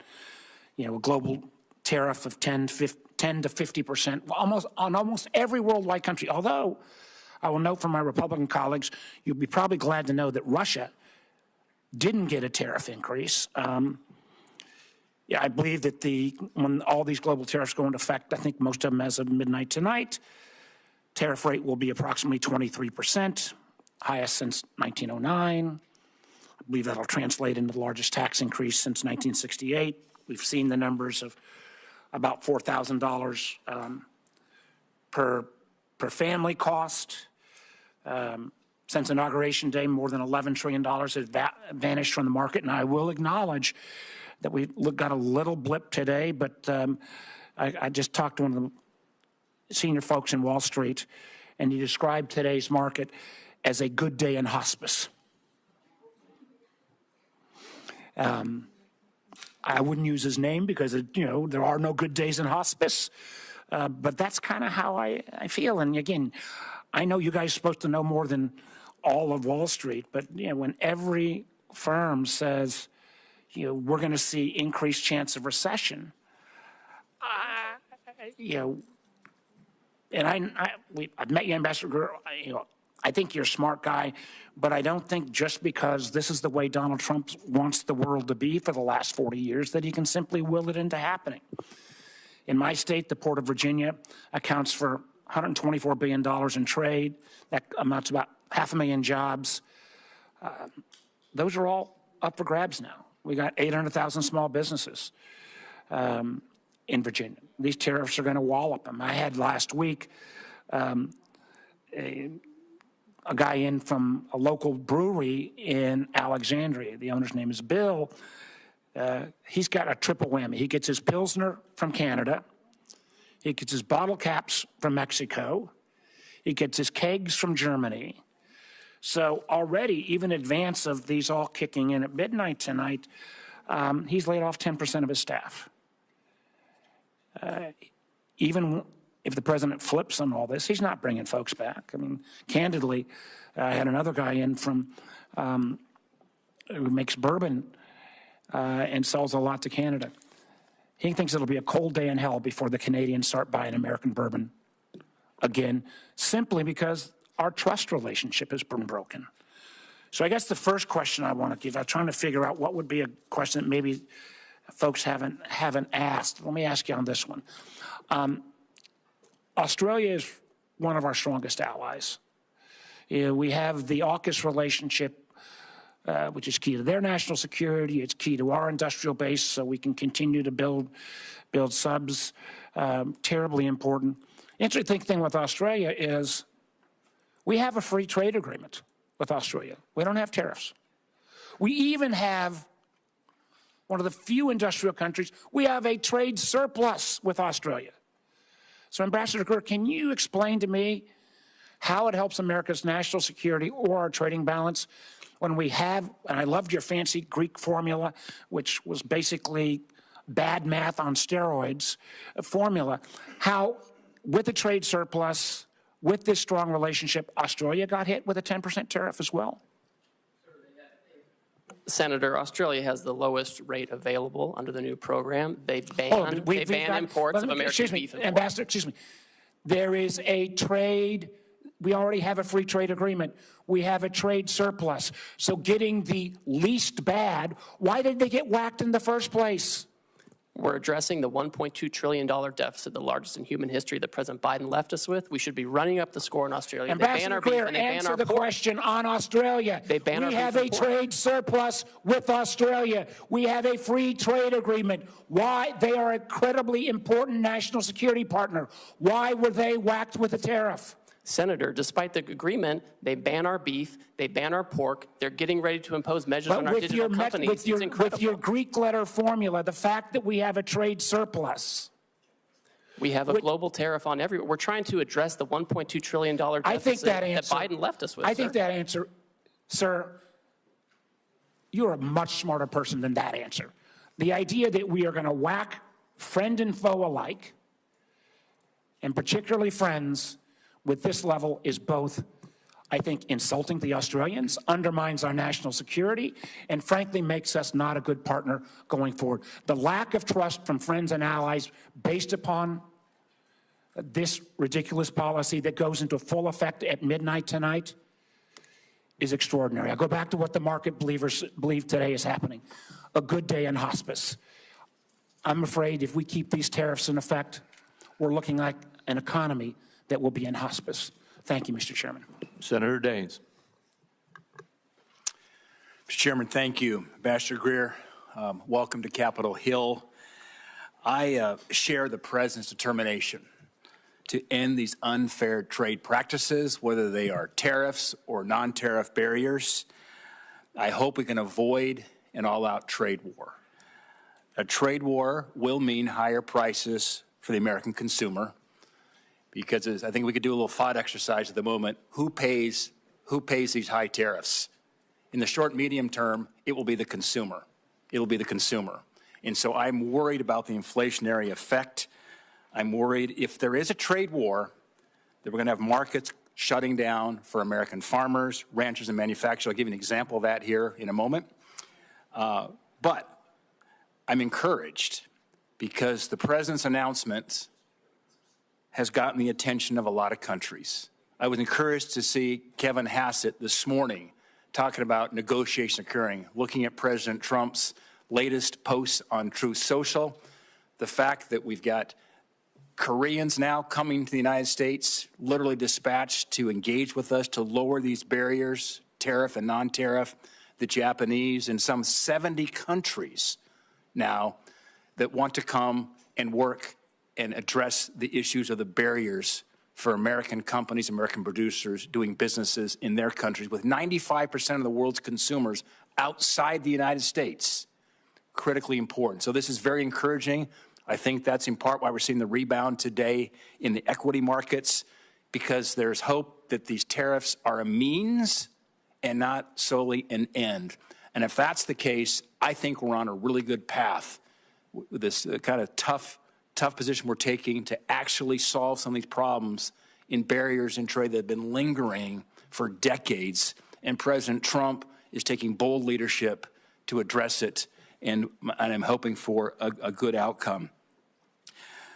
My hope is this is a sign of things to come, that these countries will offer major concessions and make historic trade deals with President Trump.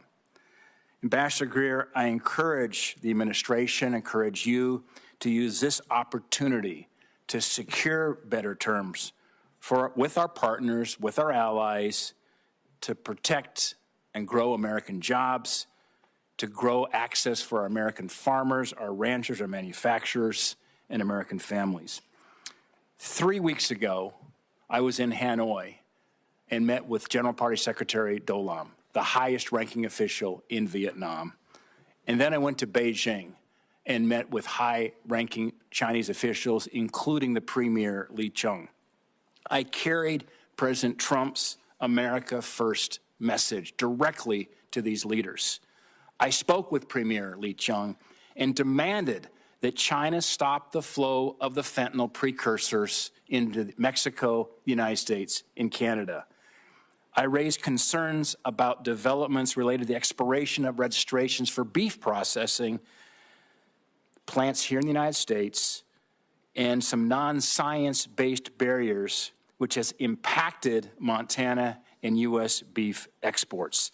I want to remind you that in 2017, I went to China. I carried some steaks from a Montana rancher, Fred Wacker of Miles City, Montana.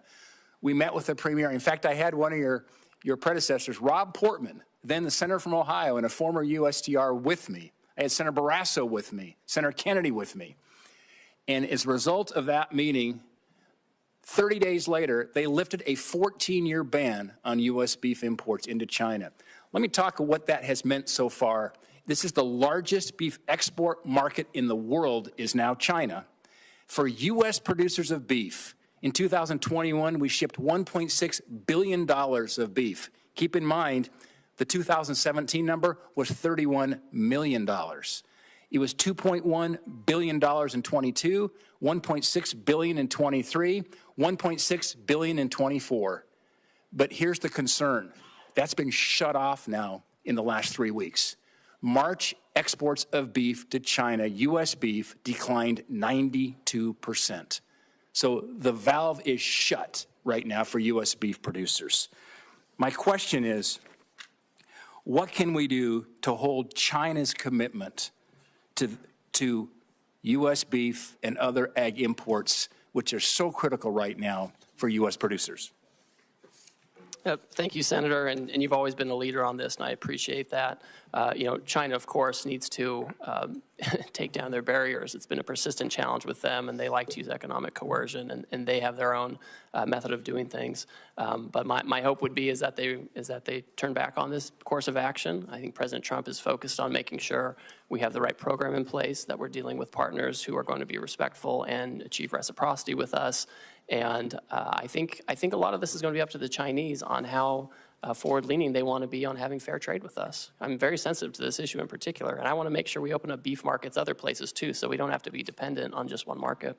Yeah, well, Ambassador Greer, I'm encouraged by the negotiations that are going on as we speak with Japan, with Korea, with some 70 countries who want to now reduce their tariff and non-tariff barriers. This could be absolutely a monumental moment in trade for the United States, and Godspeed. Thank my colleague. Next is Senator Young. Good to have you here, Ambassador Greer, and let me just begin by commending you. You've been very accessible as we've tried to get some clarity on exactly trade policy and where we're headed and how we expect counterparties to move and all the rest. You returned my phone call immediately, and your team's been in touch with mine, and so just that speaks very well of you and the Trump administration, because this is creating some anxiety. This current tariff posture among some of my constituents. On balance, I would say most of my constituents are supportive, and they recognize that some turbulence might be required in order to end up in a better spot and reset trade relations. I think one of the things I'm hearing from constituents back home is that trade retaliation doesn't fall on everyone evenly.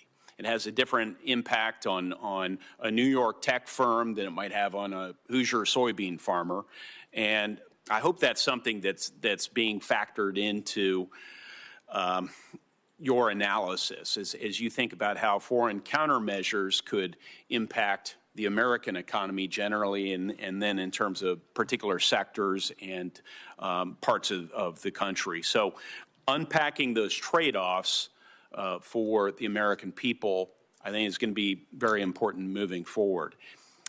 In Indiana, rural communities and export-driven manufacturers oftentimes feel the consequences, and they feel the consequences first. So, Ambassador Greer, is USTR actively mapping out which sectors and regions are going to bear the brunt of certain retaliatory measures and thinking about contingency plans? So, Senator, thank you for your concern. And I know this is something that we all watch. I watch it very closely. The president watches it. Whenever there's any kind of announcement of proposed retaliation, we look at it very closely. We look at the tariff lines. We look at what might get hit. The good news so far is that most countries have said they're not going to retaliate on this and that they would like to seek to talk to us first, find out more about the program, what they can do to meet our goals, which, as you know, we're dealing with an emergency in terms of manufacturing and our trade deficit. And so that is what most countries have chosen to do. My sense is that if there are some countries that choose to retaliate regardless of our need to address this emergency, our hope and expectation is that countries will do what they've said, which is bring down their tariffs and non-tariff barriers to provide better markets and alternative locations. Well, as I communicate some of the impacts in my state to your office, and as I know you and your team review this, I hope you will you'll keep those considerations in mind as you develop your negotiating priorities. Yes, we certainly will, and look forward to continued collaboration with you. You know, in other areas of federal policy, we have clear metrics or criteria to measure success. We do it in social policy. We do it with respect to education policy, test scores. We do it in defense policy. We try and measure readiness through various metrics. But in trade policy, especially tariffs, we seem to lack a clear set of metrics and a feedback loop. Does USTR have a formal process to evaluate whether these tariffs are actually achieving their goals, whether that's reshoring or market access or reciprocity, some metrics associated with that? I'll let you speak to that, sir. Senator, as we've stated, the underlying basis for this action is the national emergency arising from the trade deficit.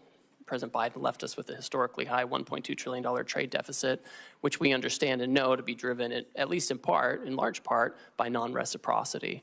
And so when we're looking at whether that emergency is abating or being affected, is we're looking at outcomes. Certainly, if other countries are bringing down their tariffs and their non-tariff barriers, that's a good indicator. That's the right direction. We also want to make sure that the trade deficit is going in the right direction. And that means two things. It means we have better access and we can export more to these other markets, but it also means that they're not using us as a dumping ground for their overproduction or their subsidized products. And so it goes both ways. And so it's a country-by-country analysis. We're looking at it case by case. They come in and talk to us on a country-specific basis where we can articulate to them what their trade barriers are, right? I've got this big book with all the trade barriers, what their non-reciprocal tariff rates are, and what we expect in terms of fair trade. Well, thank you. I'm already over time. It's amazing how quickly we go through this, which is why I really appreciate that direct line to you and your team. I should also mention that we heard from Secretary Bessent to discuss tariffs the other day as well. We'll be in touch. We want to work with you on critical minerals policy, on digital trade policy, and many other areas that I know are your priorities as well and President Trump's priorities. And thank you for your ongoing efforts to bring more clarity to the markets and to our businesses and farmers so that we know exactly what lies ahead. Thank you. Senator Johnson. Thank you, Mr. Ranking Member. Mr. Ambassador, welcome. So you're hearing a fair amount of agreement from the Finance Committee here. First of all, I think there's agreement that we recognize that America's been very generous in opening up our markets. Our trading partners have taken advantage of us. We don't have fair trade. But I think you're also hearing that our constituents rely on trade, and they're going to be harmed by it. So I handed you 10 case studies, and by the way, for the 10 that were willing to go public, probably got another 50 that were concerned if they went public that they may not get the exclusions. Now, I'm somewhat disappointed to hear that exclusions of some of these things are being ruled out at this point in time. They're very specific situations that I think you ought to consider exclusions for, because I don't often agree with the members on the other side of the aisle, but in many cases here today, particularly when they're expressing concern about small businesses in their states, I'm hoping you're very, and I hope you and the President are very sensitive about companies potentially going bankrupt by these actions. Again, we want fair trade, but I hope you recognize, tariffs are double-edged sword. I would argue a somewhat blunt instrument. A question I have for you, there's no doubt that we have offshored some very crucial products, pharmaceuticals, high-end semiconductors, rare earth minerals. Do you have a list of what those products are that we must, in some way, shape, or form, reshore? Thank you, Senator, and I appreciate the communication we've had, and I've received your letters, and we'll take a close look at those to make sure we're incorporating feedback as we develop the policy. You'll note in the action we took last week, there were certain sectors that we excluded from the tariff action because we think they need their own investigation and consideration, whether it comes to tariffs or other actions. This includes semiconductors, it includes pharmaceuticals like you're talking about, certain metals like copper, and also critical minerals. These are areas where we have to reshore. We need to be able to think about the best way to incentivize this. There are things we can do as the executive branch, and there are things that Congress can do, and especially with the tax bill coming up. I think these are the kinds of things where we need to create the right incentives. So you're not using tariffs with pharmaceuticals and semiconductors or rare earth minerals? So right now they're not subject to a tariff. Because you want them brought in here because they're crucial. There are other products that are also crucial that you are applying tariffs to. So we are doing investigations right now, and we're considering, with respect to pharmaceuticals and semiconductors, the president's been very clear about this. He said it several times because tariffs are a tool that can be used to create incentives. What we can't have is the status quo. The status quo has not worked. Do you believe a trade deficit is just per se always bad? I think the situation, what we have, Senator, is a large and persistent trade deficit. In normal economic structures and normal markets, you would have a deficit 1 year that's, or a surplus 1 year. But what we have is a structural, persistent and growing deficit. And as a result, offshore some crucial yes, products. That's a big part of it. Yes, but sir. Do you want to onshore, for example, very high labor content products when, by the way, we're pretty low unemployment rate. I mean, when I went to college, 5% was full employment. We're at 4.2. I've been in manufacturing since late 70s. You couldn't hire enough people in manufacturing back then. Situations even got worse. So I would argue that I'm far more concerned about our budget deficit of $2 trillion. And I realize the trade deficit, we have problems with that. But I think our bigger problem is we don't have enough workers.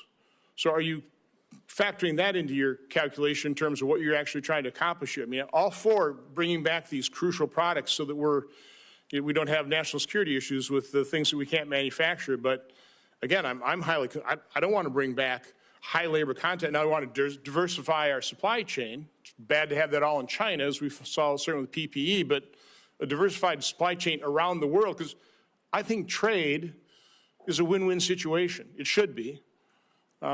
What are your comments on that? So I think when it comes to workers, so first of all, we have about 2 million discouraged workers, right? And these are folks who should come off the sidelines for sure. I think the factories that are being built and will be built in the United States will leverage both automation and workers, right? I don't think we're going to have lots of, it's not the kind of labor that's done in some of these other countries. I think our folks are innovative, and the newest factories use a lot of automation, but also workers and people who make the products that the industrial robots that contribute to that automation. But I mean, I think we need to be in a situation where we have production here, right? We need to think not just in terms of quarterly earnings, but in the next century, and how do we set up the American economy now? How do we deal with the emergency now to make sure we can produce far into the future? Again, I would ask that these case studies be entered in the record, and I just really ask you and the President focus on the products we actually need as opposed to using this broad instrument. There's going to be an awful lot of collateral damage. People are already feeling that pain, so I hope you're sensitive to that. Without objection, and Senator Tillis is next. Thank you, Mr. Chairman. Ambassador Greer, thank you for being here. Back in the 90s, I was in management consulting, and there was a new platform that came out that promised to transform the business industry, ERP. Some of the early attempts at implementing the system proposed an alla prima approach. Let's do it all at once. Let's change the plumbing out. Let's get it all in, get it done, rip the Band-Aid off. It proved to be hugely unsuccessful. There were a lot of very visible projects, and the industry decided there needed to be a methodical sort of prioritization of what parts of the business needed to perform better sooner, and how do you layer onto that a comprehensive strategy. It looks like we've got a novel approach here in terms of an alla prima approach. I'm not a trade expert, and I'm not going to question it at this point. I do have a question about, at the end of the day, the other thing in management consulting we like to focus on is this concept of one throat to choke. In other words, when you're finally taking a look at a strategy, someone has to own it, and you can't say that it's the president or the vice president. So my first question to you, in this scenario, the decision maker who decided the alla prima approach, who has obviously had to have spent time anticipating what we saw in the markets and some of the pushback, I'm assuming this all got gamed out because it's a novel approach, it needed to be thought out. Whose throat do I get to choke if this proves to be wrong? Well, Senator, you can certainly always talk to me, but are you at the tip of the spear? Well, I'm at the tip of the spear for certainly. Did you propose the alla prima approach? So, first of all, I would push back, Senator, just a little bit on this. For now, we've excluded pharmaceuticals and semiconductors to take a different kind of approach. So let me get and to we've excluded question. USMCA. Section 232 and 301, we know particularly Section 232 is still on aluminum. Section 301 is Chinese imports, where there's no other provider. I overheard you say that maybe, or I thought I heard you say in response to another question, that for the near term there won't be any exclusions. Is that true of China, where they have said the U.S. is unilaterally bullying and completely groundless and they're going to fight to the end?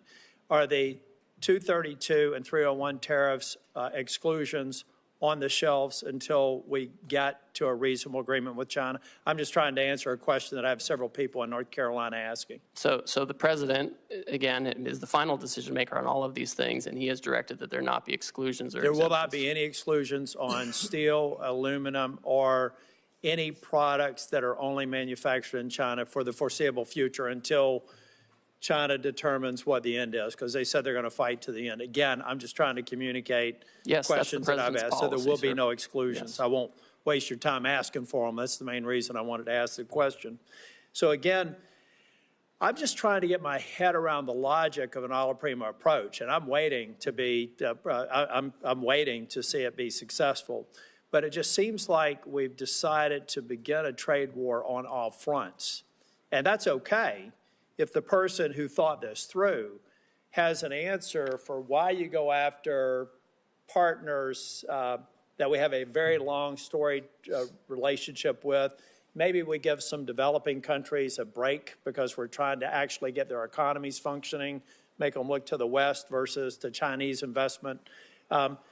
So it just seems like I'm getting my head around the alla prima approach. I'm not condemning it because I'm not a trade expert, but I still, at some point, and I understand that you are the trade rep, so if you own this decision, then I'll look to you to figure out if we're going to be successful. If you don't own the decision, I'm just trying to figure out whose throat I get to choke if it's wrong, and who I put up on a platform and thank them for the novel approach that was successful if they're right. But here's what I'm really worried. I'm not going to ask any more questions. I'm just going to tell you, every time we talk about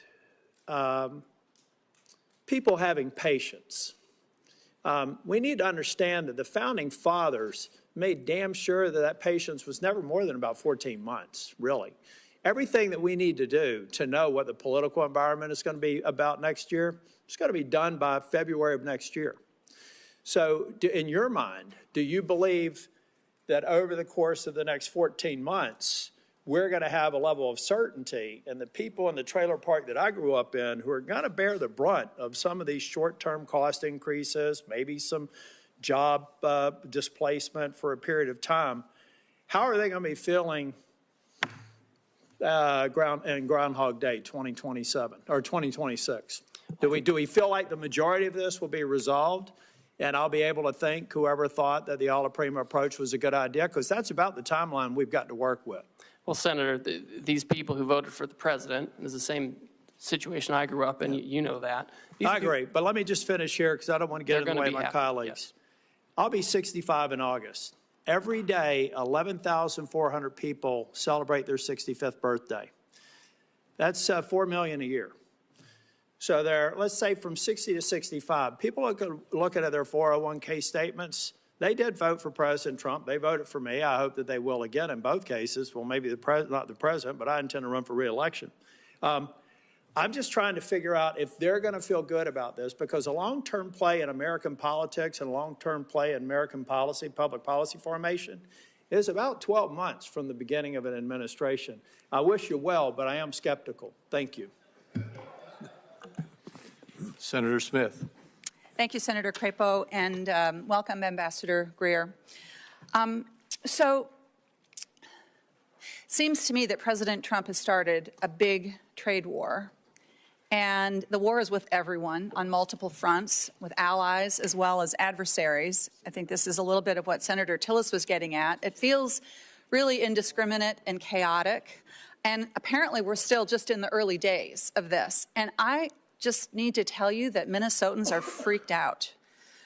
Farmers who are experiencing, you and I have talked about this, one of the worst farm economies in the last 25 years are looking at lower prices and higher input costs. Minnesotans who work on the Iron Range, which is the source of 80% of the iron ore that goes into American-made steel, they want fair trade. They want us to stand up to illegal steel dumping, but like 500 of them have been laid off because the demand for American cars has been slumping. I mean, I could go on in every sector. Consumers are freaked out. This looks like a giant sales tax to them. Retirement stock market plummeting, and it's very hard for people to understand what is going on here. So what I want to do is to get an understanding from you of what you see as the goals of this war that we're in, because at various times it's been described as goals to raise revenue, to stop fentanyl trafficking, close trade deficits. So is the goal here to raise revenue for the federal treasury?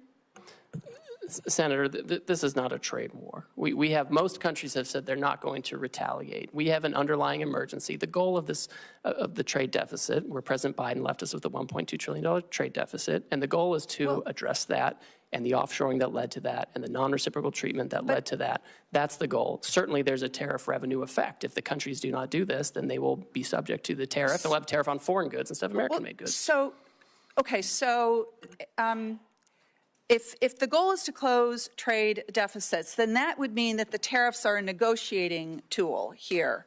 Is that right? Is that how you see it? So the or tariff. are you trying to use them to? Well, it can go both ways, Senator. So on the first, we've talked a lot about negotiations, because a lot of these countries, they have closed off markets to our exports in unfair ways. They've done it for decades, and nothing has persuaded them. Sitting down, talking nicely hasn't persuaded them. But if you were trying to, so I'm all for fair trade. And I'm all for the idea that if somebody is not trading fairly with us, if they're not giving us fair markets, then we need to have a strategy to go after that. But yet this is a blanket approach. It's an across-the-board approach, which is going to contribute to raising costs, and that's why it just feels, I think, so chaotic to people. Well, the trade deficit is a global issue. So you can't if you're trying to get the trade deficit, you can't just pick one or two countries and say, we're going to do this and become Swiss cheese. Like that would not be coherent. What's coherent has a global approach to what's a global issue, to take these countries, country by country, figure out how we can address our trade deficit with them and address trade market barriers with them. And that's the right approach, and that's what's happening. That's what the president's directed. But I mean, as Senator Warner was pointing out, we have I guess it's a floor, you could call it, a 10% tariff, even with countries where we have a trade surplus. And by the way, this formula that the administration used to assign this so-called reciprocal tariff it just seems so arbitrary. I mean, where did that formula come from? It's straightforward and it's common sense. It came from White House economists, and they proposed that looking at a country's trade deficit is a good approximation of the net effect of the unfairness, of the higher tariff rates, the higher trade barriers, the unfair trade practices, the dumping, the subsidies, all of that. And that's how you can capture that. Well, so would you adapt that because it's based on 1 year, and of course, trade surpluses, deficits can vary quite a bit from year to year. Would your plan be to change it if you get new yearly data? And then that would suggest, I guess, that the tariffs would be in place for a long time. Well, we need to assess. Again, I think it becomes country by country. We have the baseline 10% to make sure there's no arbitraging of different jurisdictions. And I mean, all these countries that are subject to the highest rates, most of them have already come to talk to us about how to get it down. I mean, we have to take this step by step. We have to take it country by country to address these issues. The status quo just won't work anymore, and we can't do it piecemeal. I'm not arguing for the status quo, Ambassador. I'm not arguing for the status quo, but I am questioning the rationality of this policy that is it's so chaotic and it seems so arbitrary.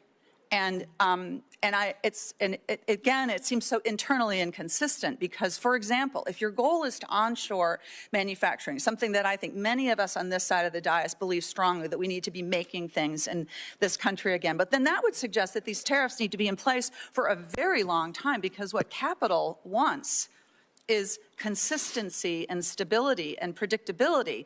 Yet at the same time, the administration seems to be arguing that we would be, waiving some of these tariffs if we could somehow magically negotiate, 50 new trade agreements with 50 different countries. I know my time is up here. I wanted to ask you a question about trade adjustment assistance, which I will follow up as a question for the record. Again, I think that my constituents are freaking out here, and I understand why. Thank you. Senator Lujan. Thank you, Mr. Chairman. Thanks for holding this hearing. Now, Mr. Greer, it's been less than a week since President Trump started this, what I'll describe as a reckless tariff war. It certainly feels that way. Families are seeing higher costs. Businesses across the country are hurting, and we've seen one of the worst drops in the stock market in over 35 years. Do you believe that there's currently higher costs a week after the president put these tariffs into place? Senator, we haven't yet seen how those costs are going to be allocated between the foreign producers and their importers here. We haven't seen the data on that yet. Do you believe businesses are hurting a week after President Trump put these tariffs into place? I've heard from a lot of businesses. Some of them are excited about the prospects. Some are concerned because they're import dependent instead of U.S. product dependent. So I know there are varying views on this. Let me ask this question, because this one's based completely on fact, on something I think you look at every day. You probably have some of these numbers in your phone that I'm guessing might be in your pocket. Have we seen one of the worst drops in the stock market in over 35 years? We've certainly seen volatility. Have we seen one of the worst drops in the stock market in over 35 years? I think, and Senator Warner talked about this. We'll move on. If you don't want Well, I know everyone's concerned about Wall Street, and I'm just concerned about Main Street and getting these jobs back, Okay, let's talk about Main Street, Mr. Greer. Last time you were here, I asked if President Trump's trade war would hurt New Mexico businesses and families. You dodged my question. You told me, quote, I can't guarantee economic outcomes. When I pressed you, you told me that you want me to, quote, you asked me to, quote, hear from me on what the impacts of these tariffs are. Well, Mr. Greer, I'm here to tell you today New Mexicans are hurting. I understand why you would not guarantee that New Mexicans wouldn't be hurt, because you probably knew what I thought then that we now see today, that this is hurting people back home. Now, I want to ask you the same question again. Yes or no, will President Trump's tariffs harm New Mexican businesses and families?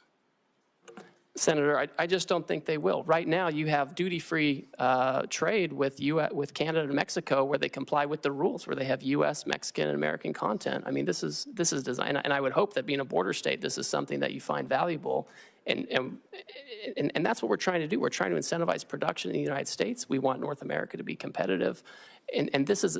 We can't have the status quo. We have to have a situation where we have manufacturing here, where we have foreign market access for our producers, and we want New Mexico families and companies and communities to prosper. Mr. Greer, do you agree with President Trump that families are going to have to feel a little pain? I'm not going to speak for the president. I didn't ask for you to speak for him. I know none of you have the courage to stand up to him. What I'm asking you, Mr. Greer, is do you agree with what the president said about these tariffs, in that people are going to have to feel a little pain? That's my question. If we have companies that feel pain because they're adjusting their supply chains, that more American product made by American workers, that's an adjustment we have to make to prepare for the future. We can't keep doing the same thing we always did. And if companies are having trouble adjusting their supply chains, which I'm very sensitive to, this is something that we have to deal with. We can't do nothing for 4 years like we saw under Biden, where there was just nothing going on trade. Let me We ask have the to question act. a little differently. Yes or no? Do you agree with President Trump when he said families are going to have to feel a little pain? Of course, I agree with the president. Thank you very but I much. expect that the Look, jobs we see for Mr. Greer, I manufacturing is appreciate- going to far I'm short outweigh on time, anything. sir. So Yes, look, sir. economists are predicting that Trump's trade war is going to cost American families about $4,000 per year. I disagree with your assessment now and agreeing with Donald Trump that families should feel pain. When I asked you about the economic impact to families back home, you said, no, they're going to do great. Things are going to be wonderful. New Mexico should be appreciative of all these things. I guess pain is the kind of relief that you believe that families should be going through. I mean, it is what it is. As I've been saying to my colleagues here, I understand the outcome of this last election. Donald Trump is now the president of the United States. He won the election. My Republican colleagues in the Senate won the election. They control the votes in this chamber. They control the votes in the House. That's why we're seeing these budget resolutions. All I'm saying is own up to what you want to do. You want to do it. Just be honest with the American people about what's going on. I appreciate the time today, Mr. Chairman. I yield back. The same economists who are crying out now were the ones who said we were going to crash the economy, and Trump won. We put tariffs on China, and real median household income went up for Americans by $7,000. Inflation went down, unemployment went down. So we have history showing that we know how to use this. We know how to Mr. use Chairman, these since tools. Mr. Greer went on, I will just follow up again. Then help explain the pain that people are feeling today with your assessment of what Donald Trump said, that families should feel some pain. That's all okay with you all? Senator, we're not going to be in a situation where we keep allowing Wall Street to run the economy. And as we're making that transition, You know what, companies Mr. Greer, will need to adjust. go spend sir. a little time at the grocery store talking to some of my constituents back home. I'll take you around. We'll walk around. We're not going to give anyone a heads up. You just go do it. And let's see what the regular folks back home are doing, including the people that come and talk to me that say they voted for this president. This is not what they stand up for. Farmers and ranchers are getting the short end of the stick from USDA, where these grants are being cut, and they say, oh, no, it's because we don't want to give people food. Baloney. You're cutting the lifeline for these farmers and ranchers as well, in addition to what's happening with these inputs with tariffs. Look, you all are a lot smarter than I. I'm just a regular person back home. I'm one of them. Senator Warnock. That's the difference between you and I, sir. Senator Warnock. Thank you very much, Brother Chair. Since President Trump announced his tariffs last week, the stock market has dropped more than 10%. We've talked about that. I'm more concerned about the impact on ordinary people. This for me is a regressive tax. It's a tax on families who are already dealing with increasing costs and are trying to figure out how to make their lives work. I heard you say, Mr. Greer, that you don't think this is that we're in a trade war, and I respect your expertise on trade, but tomorrow the Trump administration will implement its reciprocal tariffs, which means businesses and families have had less than 1 week to plan for the largest tax increase in more than 50 years. So we are escalating, and so we can go back and forth about whether we think it's a trade war. I'm focused on how this is impacting families. Normally when tariffs are being discussed, businesses and industries have time to plan. And the government often provides an orderly and clear process for American companies to apply for exclusions from tariffs when it's not possible for them to sell a product without importing parts or all of it because no one manufactures it here. We all know uncertainty is the worst thing for business. I'm hearing this from farmers. I'm hearing it from folks in the manufacturing sector. So I hope we can provide some certainty. What should a multinational retailer do about their products made only overseas or that contain parts only made overseas? We're seeing this in our automotive sector in Georgia. Should they just raise their prices on families to account for the new tax? Or is there a process for that company to reach out to the White House for an exclusion? So, Senator Warnock, The Section 232 on autos is a Commerce Department action. One thing they've done is they have said that they would be willing to give some kind of a credit for U.S. content in parts and components, and they can approach the Commerce Department about this. It's not a decision I'm making, but I know that this is one alternative. You know, I'm mindful, you know, when I hear this, obviously we're sensitive to these dynamics, but it just reminds me that we lost 5 million manufacturing jobs over the last 20 years, and that's part of the reason why we're in this situation now, and we just have to bring those back. So it's important to bring them back now before the situation gets worse. But the question is, what do? Did they pass that price on to consumers? Well, what we've seen is Ford and GM, for example, have announced actually that they're giving discounts. That was the big news last week. Last Thursday, they'd be giving discounts going forward.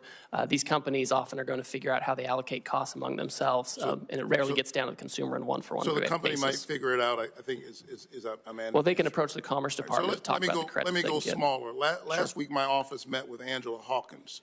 She's the founder of Bamboo, a small business in Atlanta that sells bamboo-based sleepwear and sheets, particularly for people with severe and sensitive skin allergies like her husband. Angela's products are made overseas because you can't really find bamboo fabric made in the United States. What should Angela do? Pay the new tax, raise her prices, and risk losing customers? Or is there a process for her to apply for an exclusion from the Trump White House?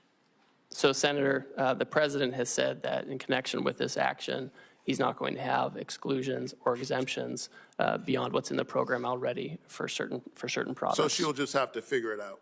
She'll have to work with her business partners and find about sourcing, and she'll have to either raise prices and risk customers.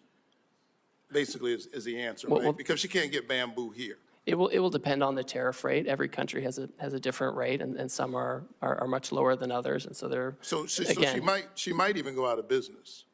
Let's go even smaller. Early estimates show that President Trump's tariffs will increase the cost of goods by $3,800 for an average American household. Many critical baby goods like cribs and baby gates are produced abroad or made or have foreign-made components. I went through this not long ago as a parent of young children. For an expecting family in Augusta, Georgia, who may now see a 50% price increase for that stroller or car seat, what is the process for that family to apply for a White House exclusion? I guess if the business owner can't get one, they can't get one either, correct? So there's not an exclusion process. That's right. So they would just bear the cost. Well, I think the studies you're talking about, the economists, they got it wrong in Trump 1. They said there was going to be inflation because of tariffs, and it went down. So when I hear them now saying the same thing, I just don't trust what they're saying. And that's, you know, the fact of history shows that it's not a one-to-one. The highest inflation we ever saw was under Biden for housing and education and healthcare and all of these things. And it was, and I don't know where everybody was then when that was skyrocketing by 20%. What if their child is potassium deficient and now bananas are more expensive? Last I checked, we don't have the climate to grow bananas in the United States. Who should that family reach out to the White House for an exclusion for that price hike on those bananas? Well, again, as we've discussed, there's not an exclusion process. I think we've waited too long with the status quo. I know people want the status quo. They want the trading system that Wall Street likes, but we can't have it anymore. So here you and I agree. Nobody wants the status quo. This economy is not working for working families, for ordinary people. And I would submit that what the President did last week in such a reckless and sudden way is adding even more pressure on these families. Thank you so much. Senator Warren. Thank you, Mr. Chairman. Donald Trump is single-handedly driving this economy off a cliff. With no evidence to back him up, he's claimed emergency authorities to slap new tariffs on nearly every product we import from nearly every country. But Congress has the power to reverse these tariffs, and we should do so immediately. Tariffs can be a tool to help build things in America, but Trump has slapped tariffs on, then off again with no rhyme or reason, and the uncertainty about the long-term rules makes companies far less likely to invest in manufacturing or jobs here in the United States. If Congress doesn't stand up to Trump, economists predict a recession before the end of the year, and Fed Chair Jerome Powell says we're in a real danger of, quote, both higher unemployment and higher inflation.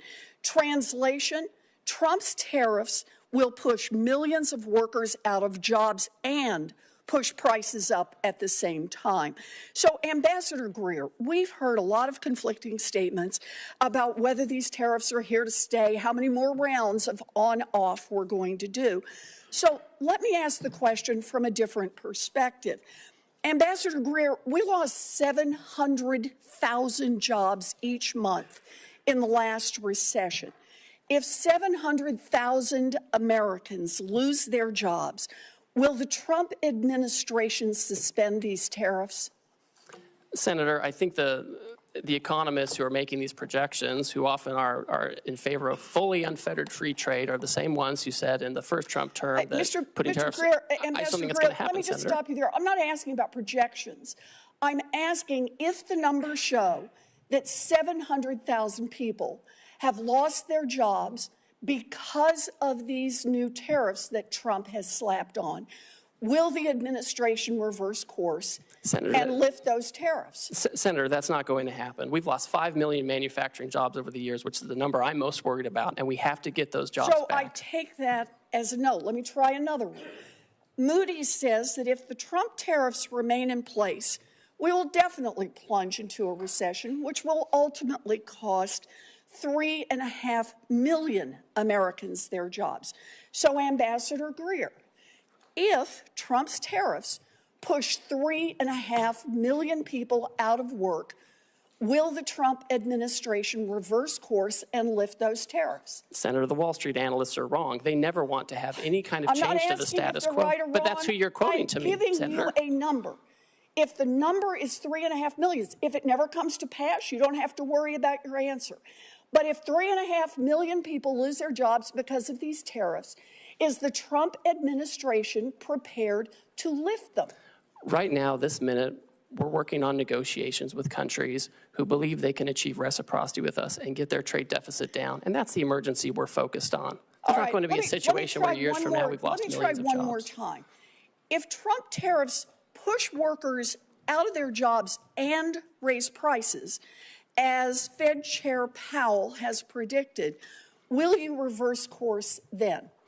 I think also with respect to Chairman Powell, who I don't know personally, but I know the president makes decisions on trade, and he rarely takes advice from Chairman Powell on this. We found in Trump 1 that you could put tariffs on China and you could make it work and have lower income, lower unemployment, lower inflation, and increase real median household income over time as we reshore. And that's what we have to do, Senator. What I'm hearing you say is that no one can hear a rhyme or reason to why the tariffs are off again, on again, off again, on again. But what you're telling us is the fact that hundreds of thousands, even millions of people could lose their jobs and that prices could go up will not be a factor for you or for Donald Trump for rolling those tariffs back. Look, if Republicans are serious about protecting American jobs and fighting inflation, then they can join Democrats right now to pass a resolution to fix Trump's reckless tariffs. This economy is teetering on the edge of collapse. We have the power right here in the Senate and over in the House of Representatives to take this authority away from Donald Trump. We can get this voted on. Senator Wyden and I have already are about to introduce the bill to do that. And if Republicans are serious about not playing the red light, green light with tariffs, but instead about protecting our economy, our families, our jobs, and keeping prices low, then Republicans should join us on that. Thank you, Mr. Chairman. Senator Welch. Thank you. You know, there's a place for tariffs on China. Targeted tariffs make some sense. What is being rolled out and the way this is being done is so destructive and so reckless and so irresponsible that it's creating nothing but economic chaos, uncertainty, and suffering for a lot of people. These are really disastrous for Vermont. I just want to go through this question of how do these roll out? You did not set, as our trade representative, the tariff rates on all of these countries that were on display when the president announced them, right? Senator, the president made a decision on how he wanted to have the tariff set, and the economic cabinet advised him on that. Right, but you did not set like the 50% rate on Lesotho. I personally didn't, no. Yeah, can you explain how that makes any sense? So the way that the methodology works is the emergency we're talking about is premised on the trade deficit, which we think is well, I'm to explain the methodology, Senator, if you want to hear it. This has got to get concrete, because this has real impacts on everyday people. So the rhetoric about what the goals are when the rollout is so in conflict with achieving anything other than economic downturn, how did the 50% rate on Lesotho be decided? So when you have White House economists who assess the trade deficit. But you had no role in it? Well, I certainly had a role in it. Everyone was advising the president on how to do this. Tell me why I came up with 50% for Lesotho. Well, I'd like to tell you, Senator. So when you look at a country's trade deficit, we believe that captures some of the unfairnesses, and you have to have a uniform methodology. You can't be arbitrary or capricious. I'm going to keep going, because Lesotho does diamonds, and, you know. I'm happy to talk more to you about the methodology. There is, I mean, my sense is there is no methodology. I asked ChatGPT, and basically they came up with some formula. Well, that's not true. Well, here's how it looks. Donald Trump just got fed up and said, what the heck, we'll just go with this formula that makes no sense. Number two, the issue of these tariffs. Now, the phone is ringing off the hook at the White House from countries wanting to get a break, right? They want to talk about how to have reciprocal trade with us and how to get that deficit down. That's right. So here's the structural issue that is really alarming to me, and I hope to all of us. We are using these tariffs, or the president is using these tariffs, from going from an economy that's based on competition to one that's based on access. You know, in a competitive economy, your product, your service determines the outcome and how well you do. In an access economy, it's who's got Donald Trump's number, who's got your number, who's got Lutnick's number, and you call up and you get a break. That's an access economy. Is this going to be the arbitrary authority of the president to decide, yes, we'll cut the Vietnam tariff, and no, we'll sustain the tariff on Lesotho? The way this works, Senator, is we have longstanding relationships with trade officials in these foreign countries, and they work with our staff, our career staff, and they develop, you know, if someone comes to us with an offer, we review it, we analyze it, and we present it to the president. They're calling the president. I mean, you've got Donald Trump as president basically picking and choosing winners and losers, and who knows on what basis. That's not a trade regime that anybody can count on. That's something they can game if they know you, they know Lutnick, they know Donald Trump. You know, that I think was what Senator Warnock was asking about. We've got farmers on the border with Canada. They get their grain. It's going to be 25% hit. We've got consumers whose electricity bills are going up because of retaliation from Canada. Can they make a call to you, to Howard Lutnick, to the president, and ask for relief? Well, we certainly talk to all kinds of constituents. We talk to labor unions, we talk to civil society, we talk to business. I would say with Canada and Mexico, they receive duty-free treatment for things that follow the rules of USMCA. If they bring in Chinese content and send it down, they won't get a break. Let me tell you the frustration I have. There is a place for targeted tariffs to help us and also to push back on unfair trade practices. I support that. That's not what this is. This is utter chaos, arbitrary and willful on the part of the president that is setting up a dynamic where he picks winners and losers rather than companies compete to do the best they can and have the benefit of good work and a good product. Mr. Chairman, I yield back. Thank you. Senator Barrasso. Thank you, Mr. Chairman.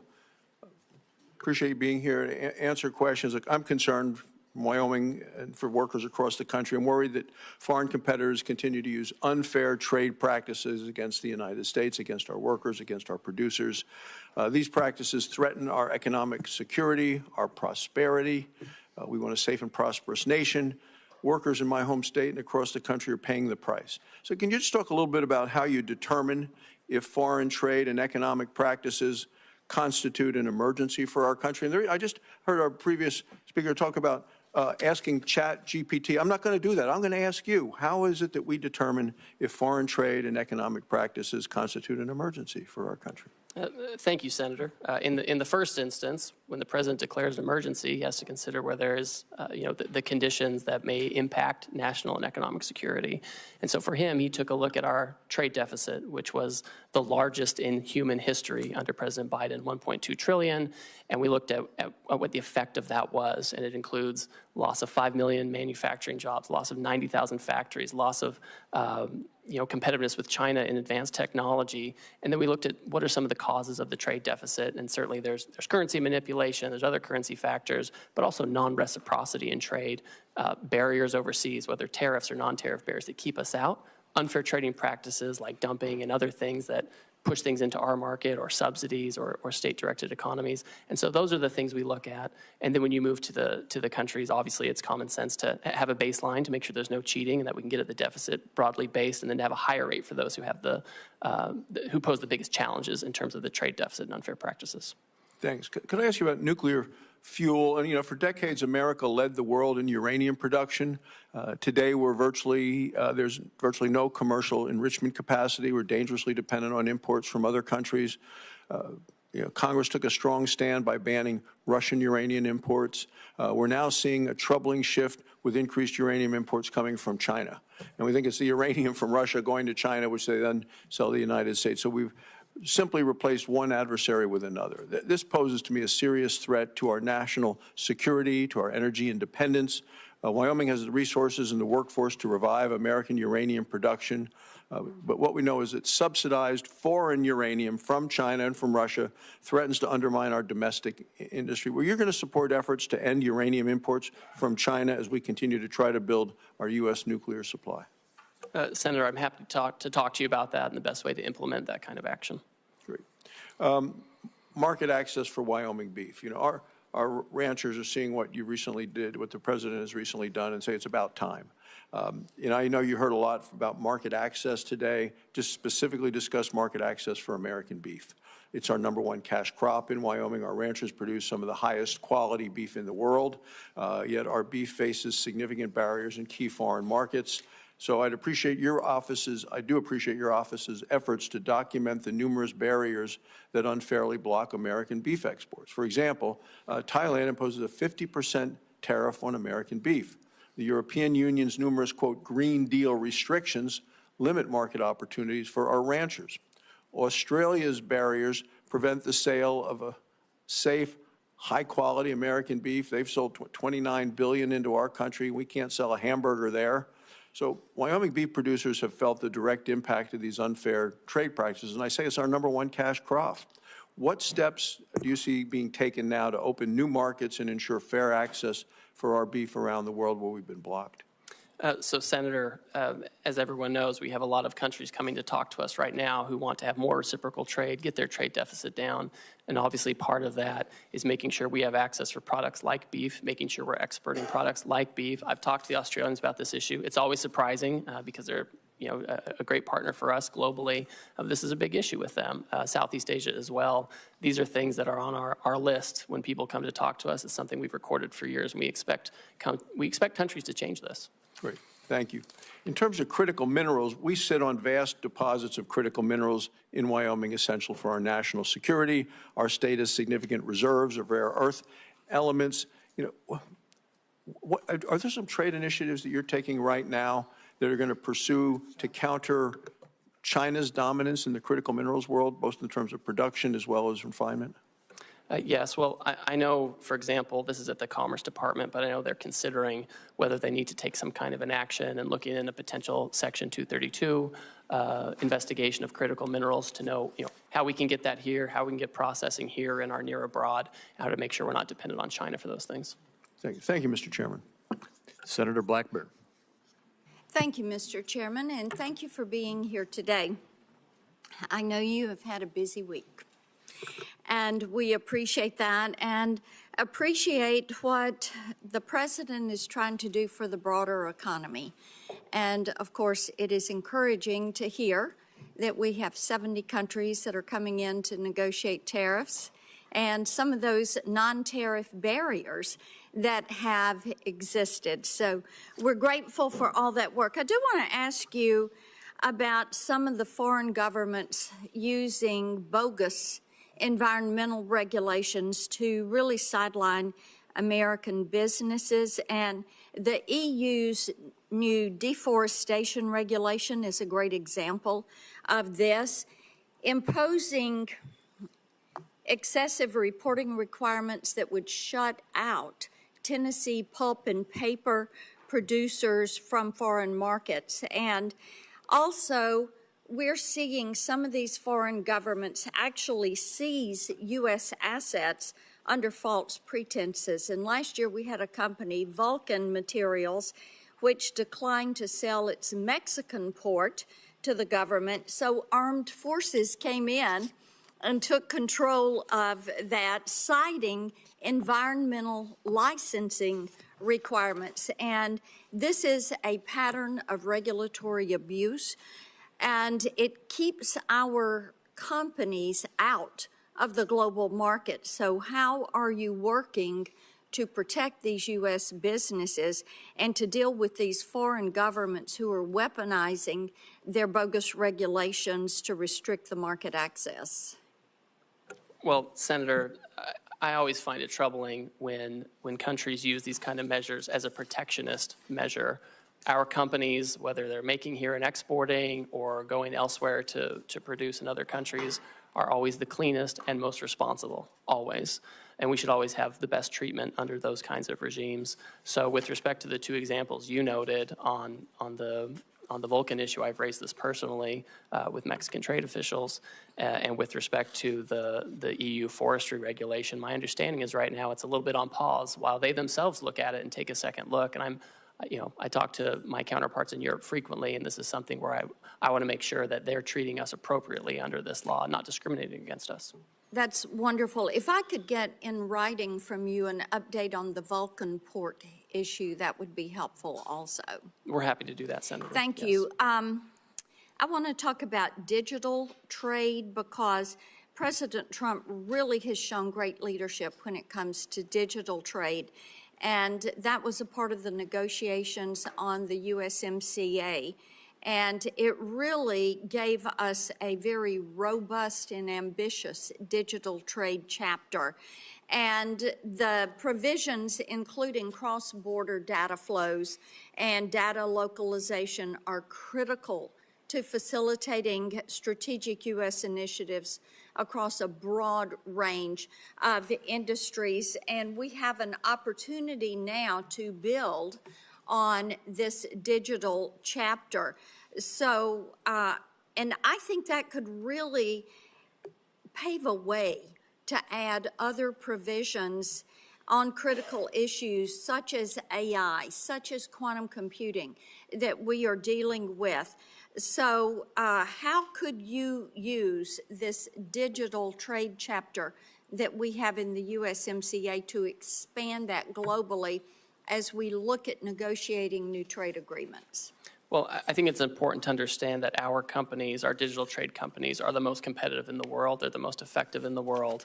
And what we don't want is a situation where they are retaliated against or they're discriminated against such that their Chinese competitors actually take up market share. I mean, that would be a disastrous situation. And so as countries come to us and want to talk about how to have more reciprocal trade or better trade actions, I would expect that we want to make sure that they're not discriminating against our technology companies. And we want to make sure we have a level playing field so we can have the appropriate market access that we want, and whether we do that in formal trade agreements or just in commitments from these other countries. Well, and as you know, digital trade is important to Tennessee. So we're looking forward to that. Non-tariff barriers are something that get mentioned quite a bit as we are talking to companies. I know Vietnam has several non-tariff barriers, and we've seen this in the USTR's National Trade Estimate report. And we had a record high deficit with Vietnam in 2024.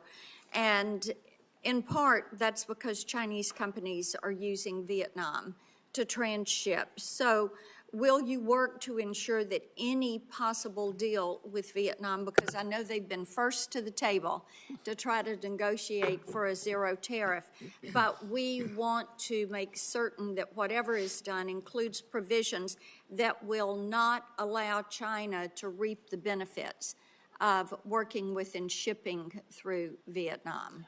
I agree with you 100%, Senator, whether it's Vietnam or others, if they think they're going to have some kind of different rate, it can't be one that gives preference to a third country like China, where they can just take advantage of it or use it to circumvent what we're trying to do. I agree with you 100% on this point. Well, thank you for that. Thank you, Mr. Chairman. Thank you, Senator Sanders. Thank you, Mr. Chairman. Mr. Greer, thanks for being here, and I enjoyed our conversation in the office last month. Let me begin by saying, as I suspect you know, that I am not a great fan of unfettered free trade. I helped lead the effort when I was in the House against NAFTA and against permanent normal trade relations with China. I will never forget a visit that I made to the Macadillo area in Mexico, where I saw brand new factories and literally Mexican workers living in cardboard boxes. And the result, of course, was the loss of hundreds of thousands of jobs, good-paying jobs in this country, transferring them to Mexico where people work for horrendous wages. That is the type of trade policy which I detest.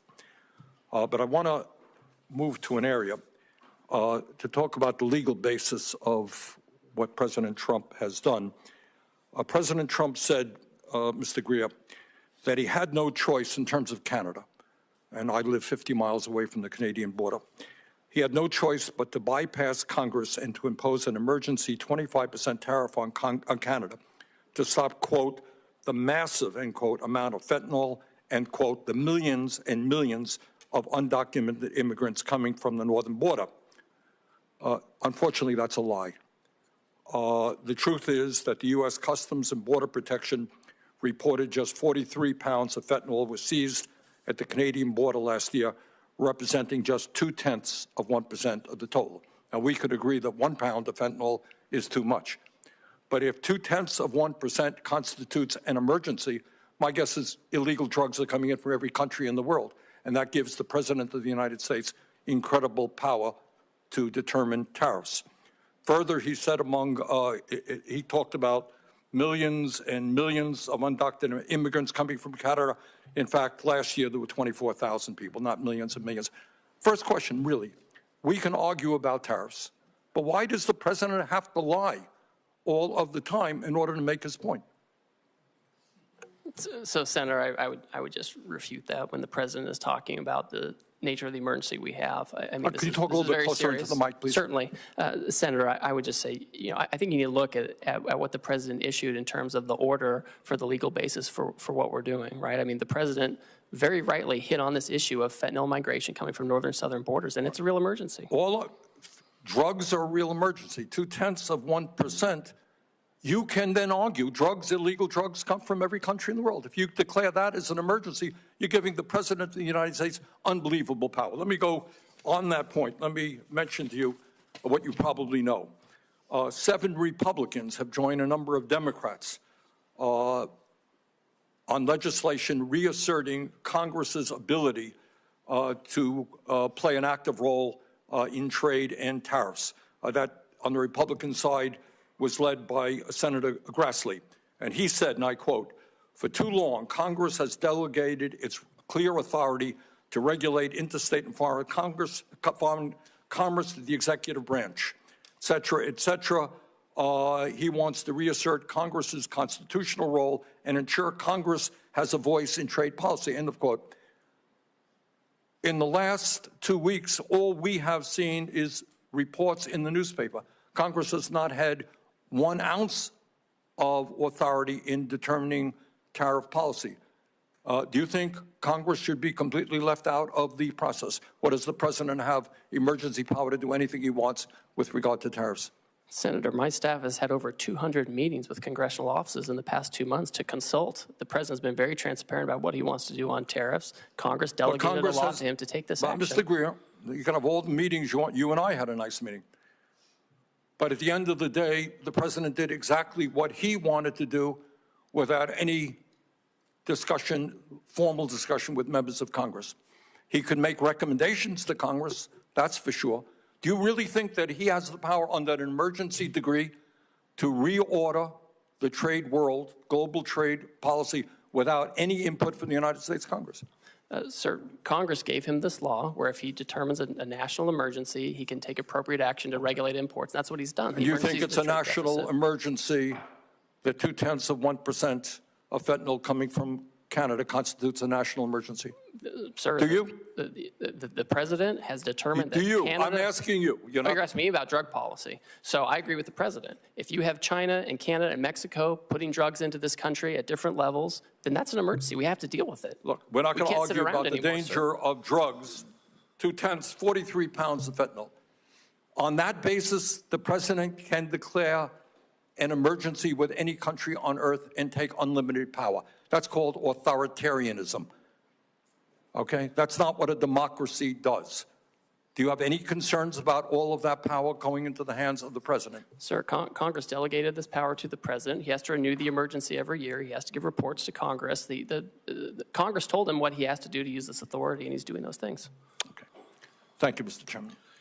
Thank you. We have, you've been going now 2 hours and almost 40 minutes, but we have one more question. Senator Wyden has one more question, and then we'll Thank you very much, Mr. Chairman. So, Mr. Greer, we've been at this a long time, and you've offered a lot of word salad about international trade, reciprocity and metrics, and the list goes on and on. But inside this verbiage, you've ducked a very big question, and that is, how can you negotiate with scores of countries before Americans see their 401ks go up in smoke? And so what I'd like to do is just ask you one simple question to wrap this up, because at home in Oregon, people want to know what we're doing to help the people who are hurting today, not months and months or elections and all kinds of dates far in the future. So here's my question to wrap up. When will those hurting now see real relief? Senator, the country decisively voted for this president and his trade policy. He knows how to use tariffs appropriately to negotiate deals where necessary and to drive investment and manufacturing back to the U.S. And that's what we're doing. He was successful in his first term in using it. Real wages went up, and that's what we're doing now. And we're working around the clock to make sure we can do that. Mr. Greer, I gave you a chance to respond to the question, and what you said wasn't accurate. Nobody disputes that the president won the election up here on the dais. But nobody was told in the election campaign that we would have all of these people hurting now because of a flawed trade policy. Once in a while, it said, well, maybe take a little time. But there wasn't any mention of people from one end of the country to another feeling they've been wiped out financially. Nobody heard about that. That was never discussed. Hope you'll have an answer for me, because that's what Americans want to know who are hurting now. They've listened to all of this trade lingo tossed around, and then they scratch their head and say, who's going to stand up for me now? Well, I'll tell you, we're going to fight for those people. That's why I'm proposing a bipartisan resolution that would overturn what's going on with 180 countries. We'll keep the record open for a few days, but what I'd like to know is what the timetable is for helping people who are hurting right now, because I haven't heard anything on that point. Thank you, Mr. Chairman. Thank you, Senator Wyden. And we are now at the conclusion of the questions. Ambassador Greer, thank you for the time you've given us. As I indicated, you've gone almost 2 hours and 45 minutes. And I think you have been very clear about what the president's intentions are and how you expect this to roll out. The questions for the record deadline is Tuesday, April 15th for members of the Senate. And with that, this hearing is adjourned. Thank you.